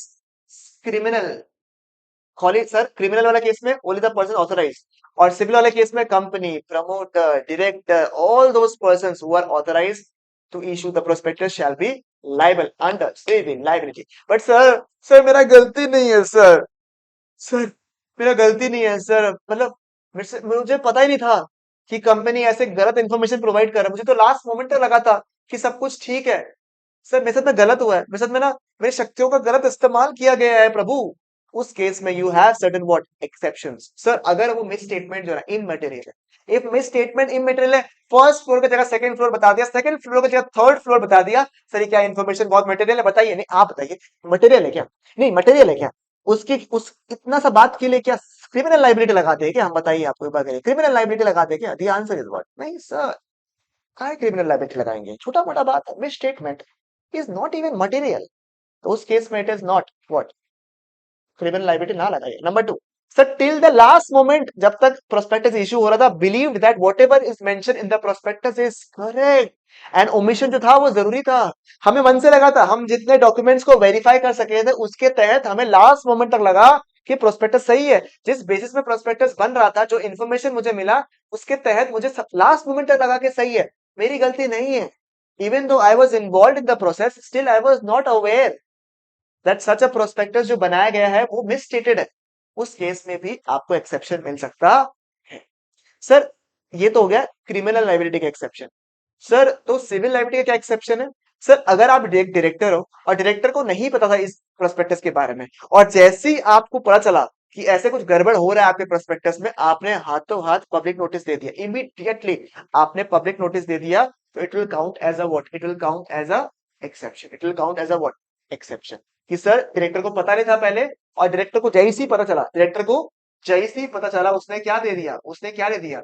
Public notice दे दिया उसको। It will act like a exception. Number two, ठीक है, when a person gave his consent to act as a director but withdrew it before the issue of prospectus, उसने कहा कि मैं डायरेक्टर बनने के लिए तैयार हूं, मुझे कोई दिक्कत नहीं है, बट जैसे उसको गड़बड़ के बारे में पता चला, तो उसने क्या क्या बताया? उसने अपना जो भी परमिशन था, कंसेंट था, उसको विड्रॉ कर दिया। सर कैसे? 50,000 का कोई अमाउंट था, ठीक है, बोलता है अरे एक जीरो और बढ़ा दो, अरे एक जीरो से क्या हो, दो जीरो बढ़ा दो, अरे एक और जीरो बढ़ा ही दो ना यार, ऐसे कर रहा है। क्या समझ में आया? मेरे को डर लग गया भाई, मेरे को डर लग गया कि ये लोग क्या ऐसे इन्फॉर्मेशन को मैनिपुलेट कर रहा है। तो मैं डायरेक्टर बनना नहीं चाहता भैया, आगे जाके फंसेंगे ये लोग, भी फंसेंगे, मुझे भी फंसाएंगे, मुझे मतलब ही नहीं है भाई। तो मैंने क्या किया, जैसे ही मुझे मुझे कुछ पता चला गड़बड़ के बारे में, मैंने अपना कंसेंट को क्या कर दिया? विड्रू कर लिया। और अगर विड्रू मैंने कर लिया कंसेंट को before the issue of prospect, sir अगर प्रोस्पेक्टस इशू हो गया उसके बाद आप कंसेंट को विड्रॉ करने की कोशिश कर रहे हैं, तब कोई नहीं, कुछ नहीं बच सकता, आपको ऊपर सिविल लाइबिलिटी लगेगा ही लगेगा, ठीक है। And if you are directly involve तो क्रिमिनल लाइबिलिटी भी लग सकता है। बट अगर बिफोर दैट आपने कंसेंट को विड्रॉ कर लिया, तो आपके ऊपर सिविल लाइबिलिटी से आप बच सकते, ठीक है। लास्ट पॉइंट क्या है सर? ये वाला लास्ट मोमेंट तक मुझे लगा था कि प्रोस्पेक्टस में जो भी लिखा हुआ है वो बिल्कुल क्या है। सर एक ना मिस स्टेटमेंट का एक केस स्टडी तो बताओ, मिस स्टेटमेंट का केस स्टडी तो बताओ, तब समझ में आएगा। वो क्या था? रेक्स वर्सेस लॉर्ड किनसैंट, ठीक है, रेक्स वर्सेस लॉर्ड किनसैंट। इसमें क्या दिया हुआ था कि सर कंपनी जो है डिविडेंड बांट रही थी, ठीक है, कंपनी जो है प्रोस्पेक्टस में मेंशन कर रही है कि it has been distributing dividend for the past few years. Dividend बांटना for a company is a progressive sign, कि इतना प्रॉफिट्स आप कमा रहे हो कि आप डिविडेंड बांट सको, right? It is a progressive sign. But खाली एक चीज छुपाया कंपनी ने, कि जनरली जो होता है, डिविडेंड आपको करंट ईयर के प्रॉफिट से बांटने चाहिए, और कंपनी जो है वो बांट रहा था dividend out of the capital profit, पुराने प्रॉफिट से बांट रहा था। Do you think it's a miss statement? The answer is what? The answer is yes, the answer is yes. तो हम इसे मिस स्टेटमेंट मानेंगे, and that is why section number 34 and 35 इस पे लायबल हो जाएगा। ठीक है, ये वाला पार्ट क्लियर है आपको? हाँ सर, बट अगर आपने कोई भी शेयर अक्वायर किया कंपनी से डायरेक्टली, और कंपनी के प्रोस्पेक्टस को देख के आपने अक्वायर किया, और कंपनी से डायरेक्टली अक्वायर किया, तो अगर कंपनी ने कुछ भी गड़बड़ किया तो सेक्शन 34 35 अट्रैक्ट होगा। बट अगर आपने स्टॉक एक्सचेंज से शेयर्स परचेज किया है, उस केस में इसको हम स्टेटमेंट नहीं कहेंगे। तो सर अगर सोचिए बाई चांस कंपनी ने शेयर मार्केट से पैसे वो उठाए, सिक्योरिटीज उठाए, और कुछ गड़बड़ रखला, सेक्शन 34 35 अट्रैक्ट नहीं होगा? The answer is what? No, attract नहीं होगा। तो सर वो अग्रीव्ड पार्टी के साथ में तो बुरा हुआ ना, उसको क्या पता था कि ऐसे गड़बड़ हो रहा है कंपनी का? ठीक है, उसके बचाव में भी एक सेक्शन है, वो हम लोग आगे पढ़ेंगे अभी। ठीक है, उसके पहले हम लोग रीड करना चाहते हैं अबाउट सेक्शन नंबर 36। 36 क्या है? सर कंपनी अगर कुछ गलत प्रोस्पेक्टस में कुछ गलत इंफॉर्मेशन दे रहा है, सेक्शन नंबर 34 35 अट्रैक्ट होता है।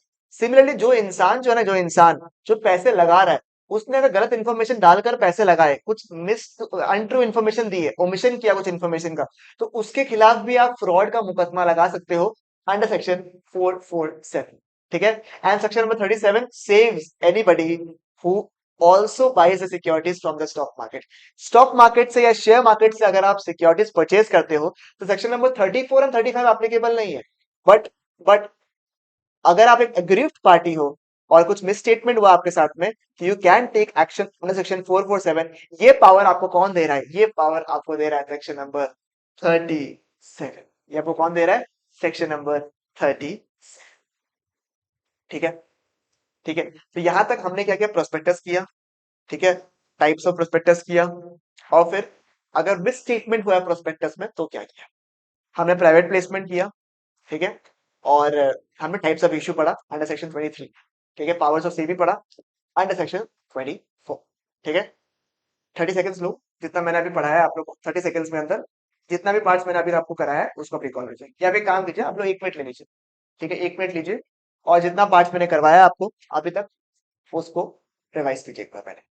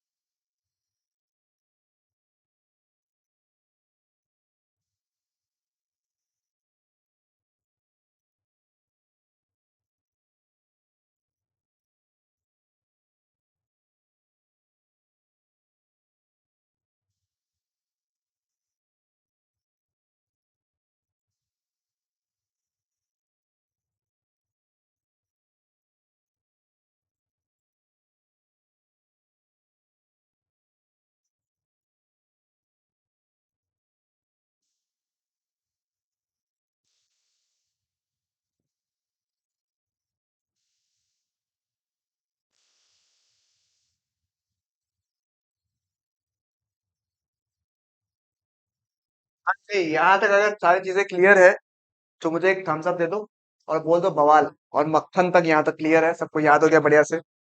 एक बार कंफर्म कर दो कि मक्खन है यहाँ तक, मक्खन। फिर आगे बढ़ते हैं।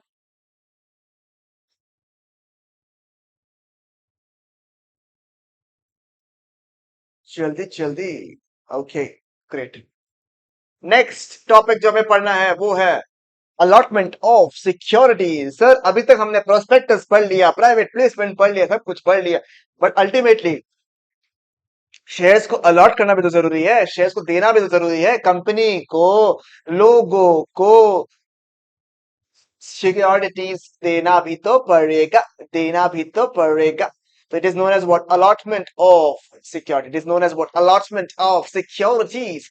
ठीक है सर, क्या है sir? It means the acceptance by the company of offer made by the public to subscribe to the securities of the company. Sir मतलब, सर समझ में नहीं आया सर। मतलब सर, जो कंपनी है ना, पहले कंपनी एक इनविटेशन टू एन ऑफर देता है। कंपनी जो है पहले क्या देता है आपको, इनविटेशन टू एन ऑफर देता है। ठीक है, and invitation to an offer was not an offer, if you remember Indian Contract Act 1872, CA foundation, या ठीक है। तो वो इसीलिए, तो जब कंपनीज एक ऑफर देता है, कंपनी ऑफर देता है, इनविटेशन टू एन ऑफर देता है, उसके अगेंस्ट जो पब्लिक है, जो भी सिक्योरिटीज खरीदना चाहते हैं, वो हमें एक ऑफर देते हैं, right? Against the invitation to an offer I get an offer. Company जो है चाहे तो वो ऑफर को एक्सेप्ट कर सकता है या तो रिजेक्ट कर सकता है, राइट? उसको, ऑफर को अगर कंपनी ने एक्सेप्ट कर लिया है, उस प्रोसेस को हम लोग बोलते हैं एज अलॉटमेंट ऑफ सिक्योरिटीज। तो it means acceptance by the company, acceptance किया किसने, company, of the offer made by the public. जो ऑफर पब्लिक ने दिया उसको अगर मैंने एक्सेप्टेंस किया in regards to the subscription of the securities of the company, इसको हम लोग बोलते हैं एज अलॉटमेंट ऑफ सिक्योरिटीज। और अगर सर अलॉटमेंट ऑफ सिक्योरिटीज हो रहा है ना, अगर हो रहा है ना, तो इस सारे कंडीशन को फुलफिल करने पड़ेंगे। All the following condition has to be must be satisfied, otherwise उसको हम लोग बोलेंगे एज इरेगुलर अलॉटमेंट। क्या बोलेंगे उसको? हाय, बताइए, हाय। इरेगुलर अलॉटमेंट बोलेंगे उसको, अगर सारे के सारे कंडीशन फुलफिल नहीं हुए तो। सर सारे कंडीशन क्या है सर? सारे कंडीशन क्या है sir? Number one, minimum subscription होनी चाहिए at least 90% of the securities issued. यानी कि सर, अगर मैं पब्लिक में दे रहा हूं ना, सबको, लोगों को बांट रहा हूं कि भैया लीजिए ना, थोड़ा थोड़ा चक्के तो देखिए, हमारे सिक्योरिटीज थोड़ा चक्के दीजिए, बड़ी मीठी मीठी सिक्योरिटीज है, एक बार चक्के देखिए, मजा आ जाएगा आपको। तो at least 90% people should be चकिंग the securities. ठीक है, तो 90% इशू हो जाना चाहिए। मिनिमम सब्सक्रिप्शन कितना होना चाहिए? एटलीस्ट 90% होना चाहिए। ठीक है, और सब जब मिनिमम सब्सक्रिप्शन करोगे तो कैसे करोगे? कैसे मानोगे कि मिनिमम सब्सक्रिप्शन हो गया? कैसे? एप्लीकेशन मनी मिलकर। कैसे मिलकर? क्या मिलकर? एप्लीकेशन मनी मिलकर। तो एप्लीकेशन मनी में भी लिमिट दिया हुआ है कि मिनिमम कितना आपको एप्लीकेशन मनी मंगवाना है। मिनिमम एप्लीकेशन मनी जो को मंगवाना पड़ता है, which is directed by the SEBI in the case of listed company, is is 25% of the issue price, is not the face value, not the face value, not the thobla ka value. It is what the issue price, 25% of issue price, 25% of what बोलता है of what, issue price. ठीक है, या फिर unlisted case में 5% of the face value, 5% of the face value, 5% of the face value, face value. ठीक है, तो 25% ऑफ द इशू प्राइस, या फिर 5% इन the case of unlisted securities. Sir sir एकदम बढ़िया, क्लियर, बिल्कुल यहाँ तो पक्की बात। हाँ सर, ठीक है। मिनिमम सब्सक्रिप्शन जो है, ठीक है सर, 90% जो सब्सक्रिप्शन मैंने कहा, ठीक है, 90% सब्सक्रिप्शन जो मैंने कहा, ये कितने दिनों में हो जानी चाहिए, कितने दिनों में कंप्लीट हो जाना चाहिए? Sir 30 days. ठीक है, तो 30 डेज के अंदर ये मिनिमम सब्सक्रिप्शन हो जानी चाहिए। नहीं तो पैसे को करो वापस, पैसे को क्या करो, वापस करो भैया, पैसा वापस करो, हम लोग यूज नहीं कर सकते हैं। If the minimum subscription is not completed with in how many days? 30 days. ठीक है, तो 15 दिन के अंदर वापस करो, अट्रैक्टिंग अ 15% पर एनम का क्या, 15% पर एनम का क्या, इंटरेस्ट। वहां पे क्या था याद है ना, refund eight the time of private placement was 12% per annum. यहाँ पे कितना है? 15% पर एनम। ठीक है, उसके बाद याद है आपको, प्राइवेट प्लेसमेंट अगर हम अलॉटमेंट कर रहे हैं सिक्योरिटीज का, तो we had to find a return of allotment with the ROC within 15 days. Same you have to do in the case of public issue also. तो क्या करना पड़ेगा? Submit return of to the ROC within 30 days. क्या क्या submit करोगे? Return of allotment. ठीक है, अगर आपने कुछ भी बदमाशी किया, इस रिगार्ड्स में कुछ भी फॉलो नहीं किया तो पेनल्टी लगेगा किसके ऊपर, कंपनी के ऊपर एंड ओआईडी के ऊपर। पेनल्टी लगेगा किसके ऊपर, कंपनी के ऊपर और ओआईडी के ऊपर। कितना रुपया, 1000 रुपीज पर डे और 1 lakh which ever is less. 1000 रुपया पर डे या फिर 1 lakh which ever is less. तो 90% का मिनिमम सब्सक्रिप्शन होना चाहिए। उसमें जो एप्लीकेशन का पैसा होता है 25%, 5%, इतना ही बोलूंगा। ये पूरा मिनिमम सब्सक्रिप्शन जो है विद इन 15 डेज या 30 डेज, 30 डेज के अंदर खत्म करना पड़ेगा। और नहीं तो पैसे वापस करने पड़ेंगे इन 15 days, otherwise it will attract an interest of 15% per annum. if you allot the securities, तो आपको within 30 days you have to file an return of allotment with the what, और सर सेम फॉर्म में क्या पास three, वहां तो यहाँ भी पास three, यहाँ सर सेम फॉर्म पास थ्री, ठीक है पास थ्री। एंड आपको पेनल्टी लग सकता, मजा सर, मजा। सेक्शन नंबर क्या था सर, भारी section, section number 39। Section number क्या सर, भारी, सेक्शन नंबर 39। ठीक है, क्लियर, यस सर।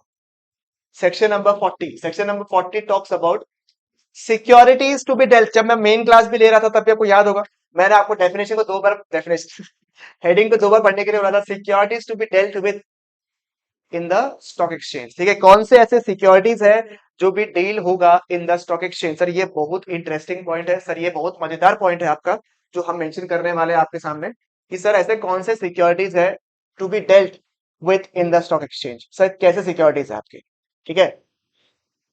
सबसे पहले सर, सबसे सबसे मस्त मस्त पॉइंट है सर। जैसे कोई कंपनी ना पब्लिक इशू करने वाला ना, जैसे कोई कंपनी पब्लिक इशू करने वाला है, उसको सबसे पहले ही हैज टू अप्लाई। ठीक है, जैसे कोई इंसान, जैसे जैसे कोई कंपनी अगर पब्लिक इशू करने वाला है, तो they have to apply before the public issue to one or more listing recognised stock exchanges. ठीक है, they have to apply for listing, they have to apply for listing in one or more recognised stock exchange. सुनिएगा बात को, public issue करने से पहले they have to apply for what, listing to one or more recognised stock exchange. ठीक है, करना ही पड़ेगा, करना ही पड़ेगा सर। ठीक है सर, करना ही पड़ेगा। और सर अगर सोचे बाय चांस हमने 2 रिकॉग्नाइज्ड स्टॉक एक्सचेंज में एप्लीकेशन डाल दिया, उसमें से एक ने तो हाँ कर दिया कि हाँ आप अपने सिक्योरिटीज को इशू करा सकते हो, लिस्ट करा सकते हो हमारे स्टॉक एक्सचेंज में, कोई दिक्कत की बात ही नहीं है, और एक ने मना कर दिया, तो कौन बोला था हीरो बनने के लिए है, कौन बोला था हीरो बनने के लिए, कोई बोला था हीरो बनने के लिए, कोई नहीं बोला था ना हीरो बनने के लिए। तो काहे हीरो बने आप हैं, पूरा का पूरा पैसा वापस करिए, रिफंड कीजिए जो पैसा मिला ना एप्लीकेशन के फॉर्म में, उसको वापस कीजिए आप पूरा। सर मतलब एक भी स्टॉक एक्सचेंज अगर ना बोल दिया, पूरा पैसा रिफंड। एक तो मान जाओ, इसलिए तो वन और मोर लिखा हुआ है कि आप चाहो तो एक में भी कर सकते हो, आप चाहो और कॉन्फिडेंट हो तो एक से ज्यादा में भी कर सकते हो। किस में भी करूं, एक में करूं या एक से अधिक में करूं, सबकी तरफ से सहमति आनी जरूरी है, तभी अलाउड होगा, अदरवाइज अलाउड नहीं। तो सर जब तक ये अप्रूवल नहीं आता है, ठीक है, लिस्टिंग का, तब तक जो पैसा है वो हम लोग कहीं और यूज कर सकते हैं, कहीं और इन्वेस्ट कर दे नहीं सर। ये भी लाइक द प्राइवेट प्लेसमेंट, जो आपको पैसा मिल गया in the form of application money has to be kept in a separate account, जिसको हम लोग बोलते हैं एज, सुनाई दे रहा है क्या बोला, एस्क्रो अकाउंट। सही बात बोला आपने, क्या बोला, एस्क्रो अकाउंट। और इसका 2 ही पर्पस है, एक कि आप या तो पैसे को रिफंड कर दो, या फिर नंबर 2 आप एडजस्टमेंट कर दो टुवर्ड्स द अलॉटमेंट। ठीक है सर, अंडरराइटिंग कमीशन जो है वो भी इसके तहत डिसाइड होता है। Yes sir, it underwriting commission shall be paid by the company as may be prescribe. और सर प्रिस्क्राइब कहाँ किया है, इन रूल नंबर 3। ठीक है, रूल नंबर 3 में प्रिस्क्राइब किया गया है सर, कहीं से। सर अंडरराइटिंग कमीशन जो है, underwriting commission that will only be paid, underwriting commission will only be paid if the articles authorises. ठीक है, अंडरराइटिंग कमीशन जो है विल ओनली बी पेड, ठीक है, underwriting commission will what, only be paid अगर articles authorise कर रहा है तो। अगर आर्टिकल्स ऑथराइज नहीं कर रहा है, यू कैन नॉट पे द अंडरराइटिंग कमीशन। ठीक है, ठीक है सर, आर्टिकल्स हाँ भी बोल रहा है, मान लिया, चलो अंडरराइटिंग कमीशन के लिए। सर अंडरराइटिंग कमीशन क्या होता है, अंडरराइटर्स कौन होते हैं, अरे ठीक है समझो, मिनिमम 90% सब्सक्रिप्शन चाहिए था, मिनिमम 90% सब्सक्रिप्शन चाहिए था, राइट। ठीक है, minimum subscription was how much, 90%।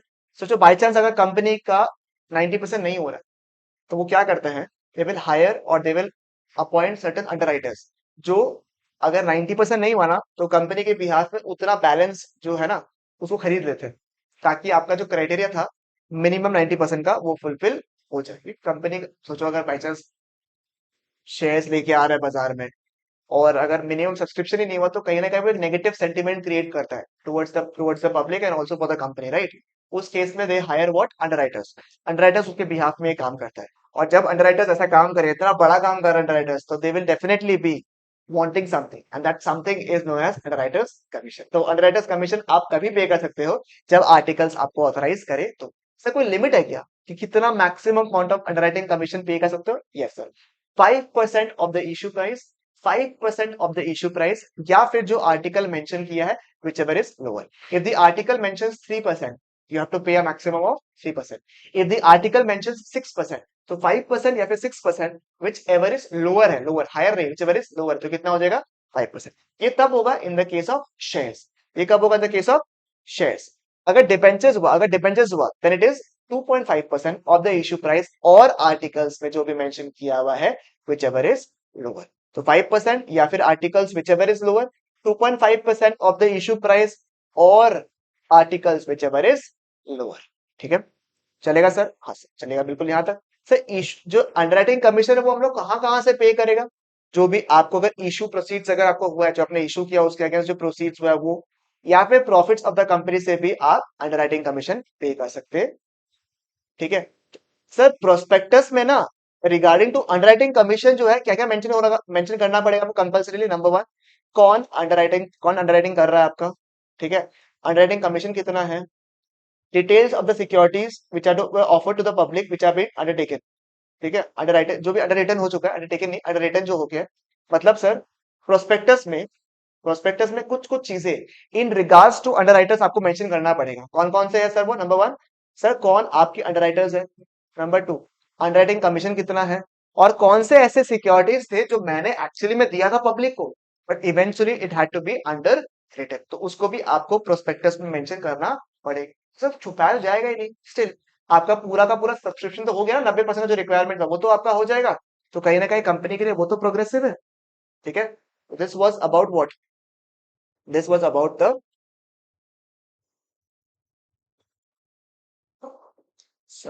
underwriters and underwriting commission and regarding the listing requirements। ठीक है, टेक अप 30 seconds, इसको पहले पढ़ लीजिए।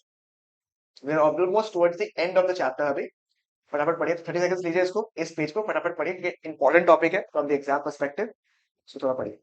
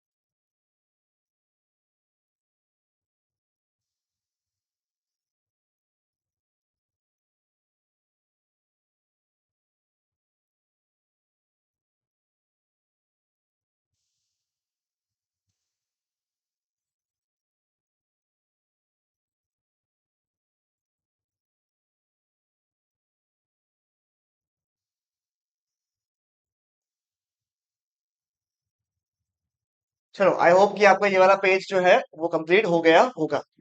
नेक्स्ट एरिया टीडीआर के बारे में, तो सेक्शन नंबर 41 के बारे में वो हम लोग बाद में पढ़ेंगे।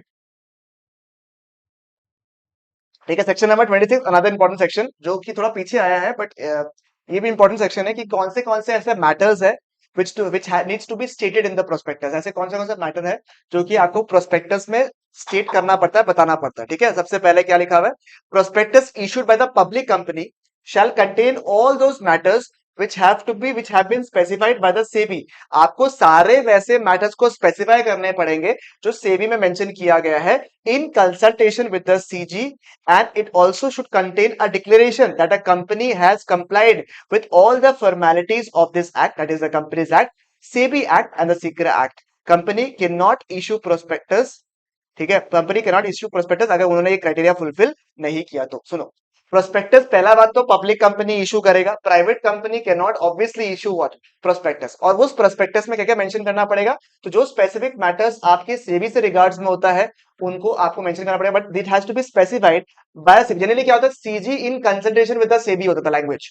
हमेशा क्या होता है कि ये चीज मेंशन करना पड़ेगा bye CG in consultation with SEBI. इसमें उल्टा है, इसमें क्या लिखा हुआ है? दो specific matters which have been specified by the SEBI in consultation with the CG।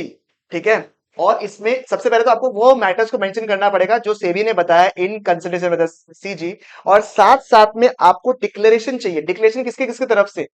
Sir declaration चाहिए आपको कि आपने सारे फॉर्मेलिटीज को पूरा कर दिया है कंपनीज एक्ट के तहत, सेबी एक्ट के तहत, सिक्रा एक्ट के तहत। ठीक है, तो आपको सारे वो मैटर्स को स्पेसिफाई करना पड़ेगा। All those matters have to be specified which has been mentioned by SEBI in consultation with the CG, and साथ साथ में एक डिक्लेरेशन भी डालना पड़ेगा आपको। ठीक है, that all the formalities have been complied in regards to the Companies Act, SEBI Act and the SECRA Act। Number 2, nothing. और प्रोस्पेक्टस जो है वो किसके, ये जो चीजें है किसके किसके लिए एप्लीकेबल नहीं है। ठीक है, किसके किसके लिए 26(1) जो है एप्लीकेबल नहीं, किसमें मेंशन नहीं करना पड़ेगा आपको। Nothing in section 26(1) shall apply to a company of the securities जो कि अपने एग्जिस्टिंग मेंबर्स या डिबेंचर होल्डर्स या फिर राइट इशू कर रहे हैं तो।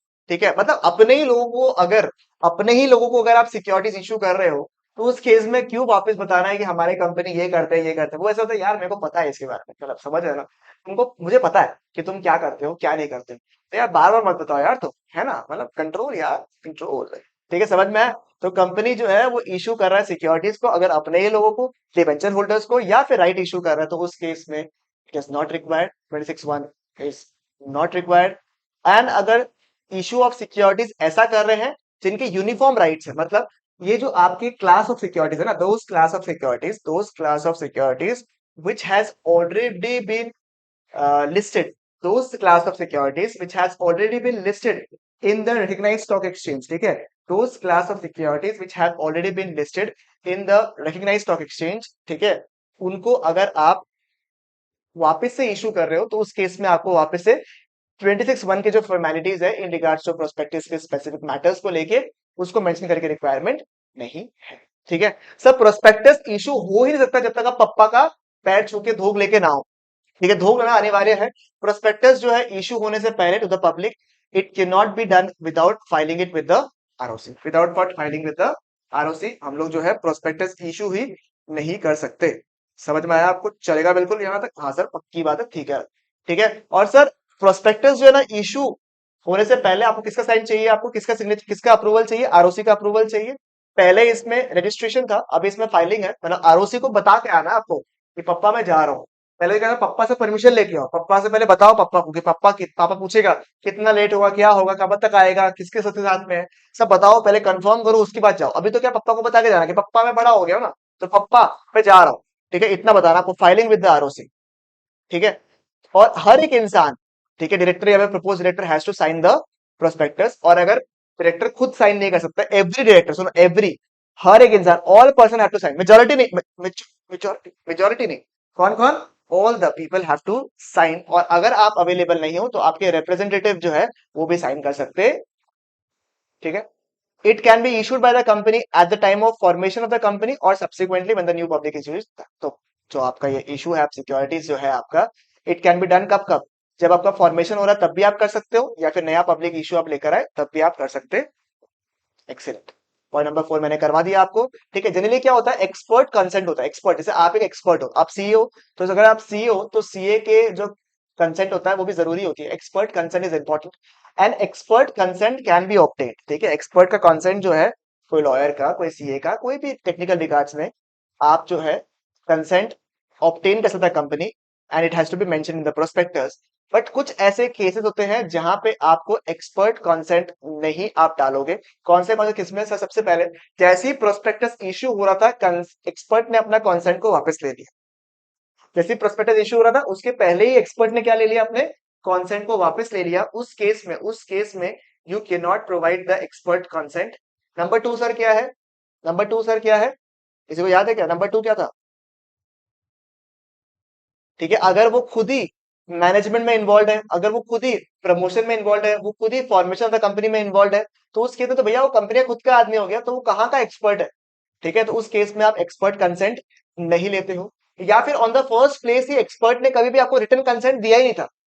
3 सिचुएशन में वैसे तो एक्सपर्ट कंसेंट डाल सकते हो, it can B mention in the prospectus. समझिएगा बात को, expert consent can be mention in the prospectus, but 3 ऐसे केसेस हो सकते हैं जहां पे एक्सपर्ट कंसेंट को मेंशन नहीं करोगे। नंबर 1, उसने रिटर्न कंसेंट ही नहीं दिया, तो कैसे मेंशन करोगे भाई? Number 2, before the issue of prospectus उसने कंसेंट वापस ले लिया, आफ्टर द इश्यू हुआ तो not allowed, before the issue allowed. Number 3, अगर आप कंपनी के फॉर्मेशन प्रमोशन सब में इन्वॉल्व हो, तो उस केस में भैया जब आप कंपनी के अंदर के आदमी हो तब आपसे क्या कंसेंट लेना है? ठीक है, prospectus issued to the public must contain the statement that a copy of it is delivered to the ROC। prospectus में मेंशन होना चाहिए स्टेटमेंट के फॉर्म में कि एक कॉपी किसको आपने मेंशन किया है, आरओसी को आपने दे दिया है। 7 इज ओमिटेड। एंड नंबर 8 क्या है आपका? prospectus must be issued to the public within 90 days of it being delivered to the ROC। जब आपने आरओसी को डिलीवर किया ना, आरओसी को कब डिलीवर करना था आपको याद है ना? आरओसी को, ठीक है, पहले डिलीवर करना था। इश्यू करने से पहले किसके पास जाना था आपको? आरओसी के पास जाना था, राइट। आरओसी को आपने जैसे ही डिलीवर किया उससे with in 90 days, with in how many days? 90 days, 90 दिन के अंदर आपको पब्लिक को देना पड़ेगा। अगर नहीं दिया तो फिर से नया प्रोस्पेक्टस इश्यू करो, वापस से आरओसी से आरओसी को जमा करके आओ, फिर 90 दिन के अंदर वापस पब्लिक के पास जाओ, तो लंबा झमेला है। ठीक है, एंड फाइनल्स एंड कॉन्ट्रीब्यूशन आपको दिया हुआ है, ये आपको दे सकते हो। ठीक है, नेक्स्ट। ठीक है, last leg of important section, which is section number 27। what if there is variations, what if there is variation in the terms and objects of the prospectus। ठीक है, एक प्रोस्पेक्टस आपने बनाया था और लोगों ने प्रोस्पेक्टस देख के आपके बिजनेस में, आपके सिक्योरिटीज में इन्वेस्ट करने का चाहा, बट व्हाट इफ उस प्रोस्पेक्टस के जो एजेंडा था उसमें चेंजेस आ गए, चेंज आ गया, तो उस केस में क्या होगा? नंबर 1, ये छोटा मोटा चीज नहीं है, जिसकी बुनियाद में आपने कंपनी के प्रोस्पेक्टस को बनाया था उसमें अगर वेरिएशन है, it's not a small matter, so you have to take a permission. कैसे परमिशन लोगे? By the from the share holders. और सर वो कैसे होगा? By passing a special resolution in the general meeting, by passing what? A special resolution in the general meeting. ठीक है, साथ साथ में सर आपको एडवर्टीजमेंट करना पड़ेगा at least in 2 newspaper under form number, आपको फॉर्म मैंने दिखाया था in the regular classes, under form number PAS 1, in the form number what? PAS 1। कहां पे sir? In the registered office of the city in which you are located. ठीक है, जो company जो आपका जहां लोकेटेड है उस सिटी में एटलीस्ट 2 लैंग्वेज में, एक इंग्लिश में, एक वर्नाकुलर लैंग्वेज में आपको बताना पड़ेगा, और वहां पे जस्टिफिकेशन भी देना पड़ेगा, जस्टिफिकेशन बताना पड़ेगा। ऐसा नहीं किसी बता दिए कि अब से हमारा जो है ना ऑब्जेक्ट चेंज हो गया है, हमारा मन नहीं है काम करने का इसलिए हमने चेंज कर दिया, ऐसा पॉसिबल नहीं है भैया। आपको जस्टिफिकेशन देना पड़ेगा कि why have you provided, why have you changed, और why there are variations in the prospectus. समझ में आया आपको? और जो आपको पैसा रिसीव हुआ है ना, जो भी अमाउंट रेज हुआ है, उसको आप कोई भी और लिस्टेड कंपनीज में यूज नहीं कर सकते एज एन इन्वेस्टमेंट, आप यूज नहीं कर सकते। अब क्योंकि प्रोस्पेक्टस चेंज हो गया, प्रोस्पेक्टस में वेरिएशंस आ गया, प्रोस्पेक्टस में वेरिएशन आ गया, तो कई लोग ऐसे होंगे जो आपके सिक्योरिटीज में इसीलिए इन्वेस्ट कर रहे होंगे because they were reading the earlier prospectus. Now since there is a change in the prospectus, there is variation in the prospectus, so there might be shareholders जो कि अब no longer might be interested in investing to the company, right? So you should give an exit opportunity, you should give what? An exit opportunity to the dissenting shareholders, you should give an exit opportunity to the dissenting shareholders who did not agree to the variation। ठीक है, तो आप क्या करोगे? एक exit opportunity दोगे to the dissenting shareholders who did not give you, who did not agree to such variation। Sir किसमें? As an exit price जो कि स्पेसिफाई करेगा कौन? सेल। तो आप ना डिसेंडिंग शेयर होल्डर्स का मतलब क्या होगा, जो शेयर होल्डर्स को निकलना है। डिसेंडिंग शेयर होल्डर्स का मतलब क्या है, जिन शेयर होल्डर्स को निकलना है उनको आप एक एग्जिट ऑफर दोगे, प्रॉपर एक एग्जिट ऑफर दोगे, ठीक है, to the dissenting share holders who did not agree to the variation. किस प्राइस में दोगे sir, at the exit price as per the manner and condition decided by the SEBI. Generally क्या करेगा, वो लोग अपने शेयर्स को वापस दे देगा, कंपनी इसको वापस खरीद लेगा एट एन एग्जिट प्राइस, जो कि मेंशन कौन करेगा, आपको सेबी मेंशन करेगा। ये तीन चीज होगा। जब भी वेरिएशन होगा under section 27, number one two pass an SR in GF, number two advertisement in at least two newspapers English and vernacular in form number pass 1, and you should provide an exit opportunity to the dissenting shareholder। ठीक है, offer for cell हमने already कर लिया है, ठीक है, offer for cell हमने already कर लिया है। सेक्शन नंबर 23 से लेकर 20 सेक्शन नंबर 23 से लेकर 41 तक तो एप्लीकेबल है, except a few things is not applicable on the offer for cell.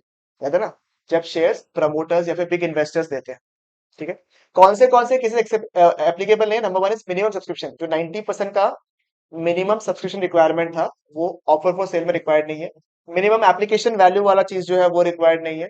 कोई भी statement to be made by the board of directors in respect to the utilisation of money and information which can not be compiled gathered by the offeror, ये सब आपको requirement नहीं है, ठीक है।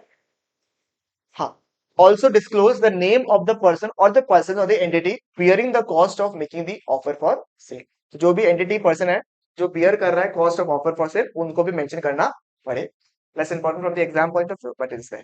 ठीक है, समझ में आ गया आपको यहाँ तक? आई होप कि यहाँ तक सब कुछ क्लियर है। We left with two small sections, section number 29, section number 30, section number 29, section number 30। Section number 29 में क्या है सर, एवरी कंपनी जो है वो जब सिक्योरिटीज इशू करेगा, it can only be done in dematerialised form. अगर बाय चांस कोई डीमैटेरियलाइज्ड फॉर्म में नहीं है तो उसको डीमैट में कन्वर्ट करने का, फिर ही आप शेयर्स को बाय और सेल कर सकते हो। तो अगर आपके कोई पुराने पप्पा के शेयर्स लिए हुए ना फिजिकल शेयर्स में, उसको पप्पा को बोलने का डीमैट में कन्वर्ट करने का, फिर ही सेल परचेज कर सकता है, नहीं तो कोई काम का नहीं है boss. And section number 30, the last section which need to discuss, the 31, अरे प्रोस्पेक्टस रे, ठीक है। तो क्या लिखा हुआ है sir, whenever the company publishes its prospectus anywhere it shall also mention what things। prospectus में और क्या क्या चीज मेंशन होगा, the object, the members liability, capital structure क्या है, signatories to the MOA, ये सब कुछ आपको मेंशन करना पड़ेगा जब कंपनी क्या इशू कर रहा है, प्रोस्पेक्टस। तो प्रोस्पेक्टस जब भी इशू कर रहा है, साथ में क्या क्या मेंशन करेगा, ऑब्जेक्ट क्या है, मेंबर्स का लाइबिलिटी कितना है, कैपिटल स्ट्रक्चर क्या है, signatories to the MOI, signatories to the signatories to the MOA। एक बार और, मिनिमम ऑब्जेक्ट क्या क्या मेंशन करना है आपको, mention the object, capital structure of the members, capital structure of the company, members liability, and number 4 signatories. ठीक है, उसके साथ साथ आपने इस पूरे चैप्टर का, इस पूरे prospectus and allotment of securities का पूरा A to Z, क्या बोला मैंने सर, A to Z, आपने जो है पूरा का पूरा जो है कॉम्प्रिहेंसिव डिस्कशन कर लिया है। It is a difficult thing to do it, क्योंकि हमने मात्र 1 घंटा 30 मिनट के अंदर पूरा चैप्टर ए से लेके जेड तक खत्म कर लिया है। इसके अलावा कुछ क्वेश्चंस जो आपके बुक में दिए हुए हैं वो, और जो मेरे शीट के क्वेश्चंस है उसको आपको ट्राई करना पड़ेगा। बट आई एम होपिंग कि आपका एक बार के लिए जो पूरा का पूरा ये चैप्टर है, चैप्टर नंबर 3, ये आपके दिमाग में सेट हो गया है and you really like the effort. ठीक है, because it is just a 1 hour 30 minutes lecture, but इसमें एफर्ट्स बहुत ज्यादा है। ठीक है, तो इसीलिए आई एम होपिंग कि आपको ये लेक्चर का फायदा हुआ है। ठीक है, if there any doubt you can let me know, otherwise let just give me a मक्खन कि भैया सब कुछ फाड़ा फाड़ी खत्म हो गया।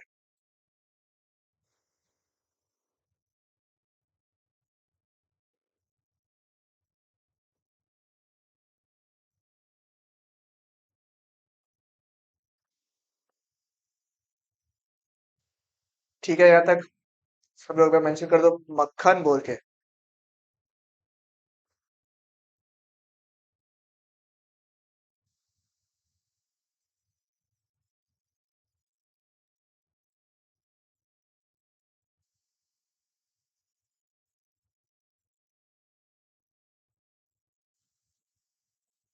चलो ठीक है, एंड करते हैं आज डिस्कशन को। Okay, take care, bye bye.